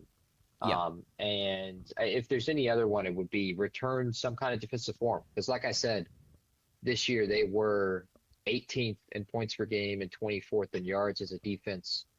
Jesse Minter has never had a defense that was outside of the top 10 in points per game or yards as a defensive coordinator, 2 years with the Chargers. But even as an assistant for Baltimore, they only had 1 year where they didn't have both top 10 points per game or top 10 defensive yards. So return from some kind of the defense and helping Lamar and that offense out a little bit, but just make the playoffs. I think it's good That's all you're asking for. Good realistic goal. Realistic being a key word there. Maybe it's a little conservative, but it also helps. I feel like you have a new coach, so some of the pressure of reaching the Super Bowl is probably off. He still needs to have a very good year. You have Lamar. Like, there's still high expectations. Yeah. But you probably do get a little bit of grace in year one in terms of, like, do what you're supposed to do best, and that's help the defense get better. And then let's make the playoffs, and then we can go from there. I think it's very well said. Last thing you want to add, and is thinking back on the edge rushers. Odafe Owe? Yep. I'm just like, traded from the Ravens. To the Chargers. Had a good end of the season with the 10 Chargers. sacks. So I wonder if Jesse Minter's like, man, I wish we hadn't traded for him. Well, he's a free agent, so is they he could. restricted, though, or is he not? Let me go check that. I know he's a. They could, yeah. I mean, he could just come right back then, I guess. Yeah. If he's unrestricted, but it's just, I was like, I wonder if Jesse. I mean, because clearly Jesse Minter liked him and used him well. So. Odafe Owe is an unrestricted free agent. Okay, well. So here's me hoping that he likes the LA weather better than he likes the weather. Sure. Yeah. Also, JP, the Bengals are losing Trey Hendrickson. When you said they aren't losing anybody, they're losing their best defensive player. And I don't expect him to re-sign there, given like the drama. And I think he's probably just ready to be done there. Who wants him though? I mean, who doesn't want him? He's a good edge rusher. He didn't have a good 31 year, injury plague Only had season. 4 He's sacks. gonna be wanting a lot of money. Yeah, Like, I guess. I was all over hoping the Commanders would trade for him this past season. Yeah. I'm completely out. Wow. Like, not at that price tag. Just very scary. Okay, Like he's got that's a fair. lot of red flags. But they would still prefer to have him. He does not having him definitely makes their team worse. You are Yeah. right. But I would still take the trade off. Get Joe Burrow back, lose Trey Hendrickson. Yep. Anything else, boys, or shall we wrap it up? I think we're ready to wrap it up. Cool. Only 2.5 hours. I'll wrap it up. Bill Belichick did not get elected to the Hall of Fame, Yeah. which is Not kind a of crazy. first ballot Hall of Fame. Not a yeah. first ballot guy. We'll be back Thursday previewing the Pro Bowl, making our picks. Previewing extensive preview of the Pro Bowl. No, realistically, it'll be some more primers, and Yeah. we'll determine what at a later date. But tune in; should be a good time. Thanks for tuning in today. If you did, like, subscribe, comment, and we'll be back for y'all Thursday. Peace. See ya.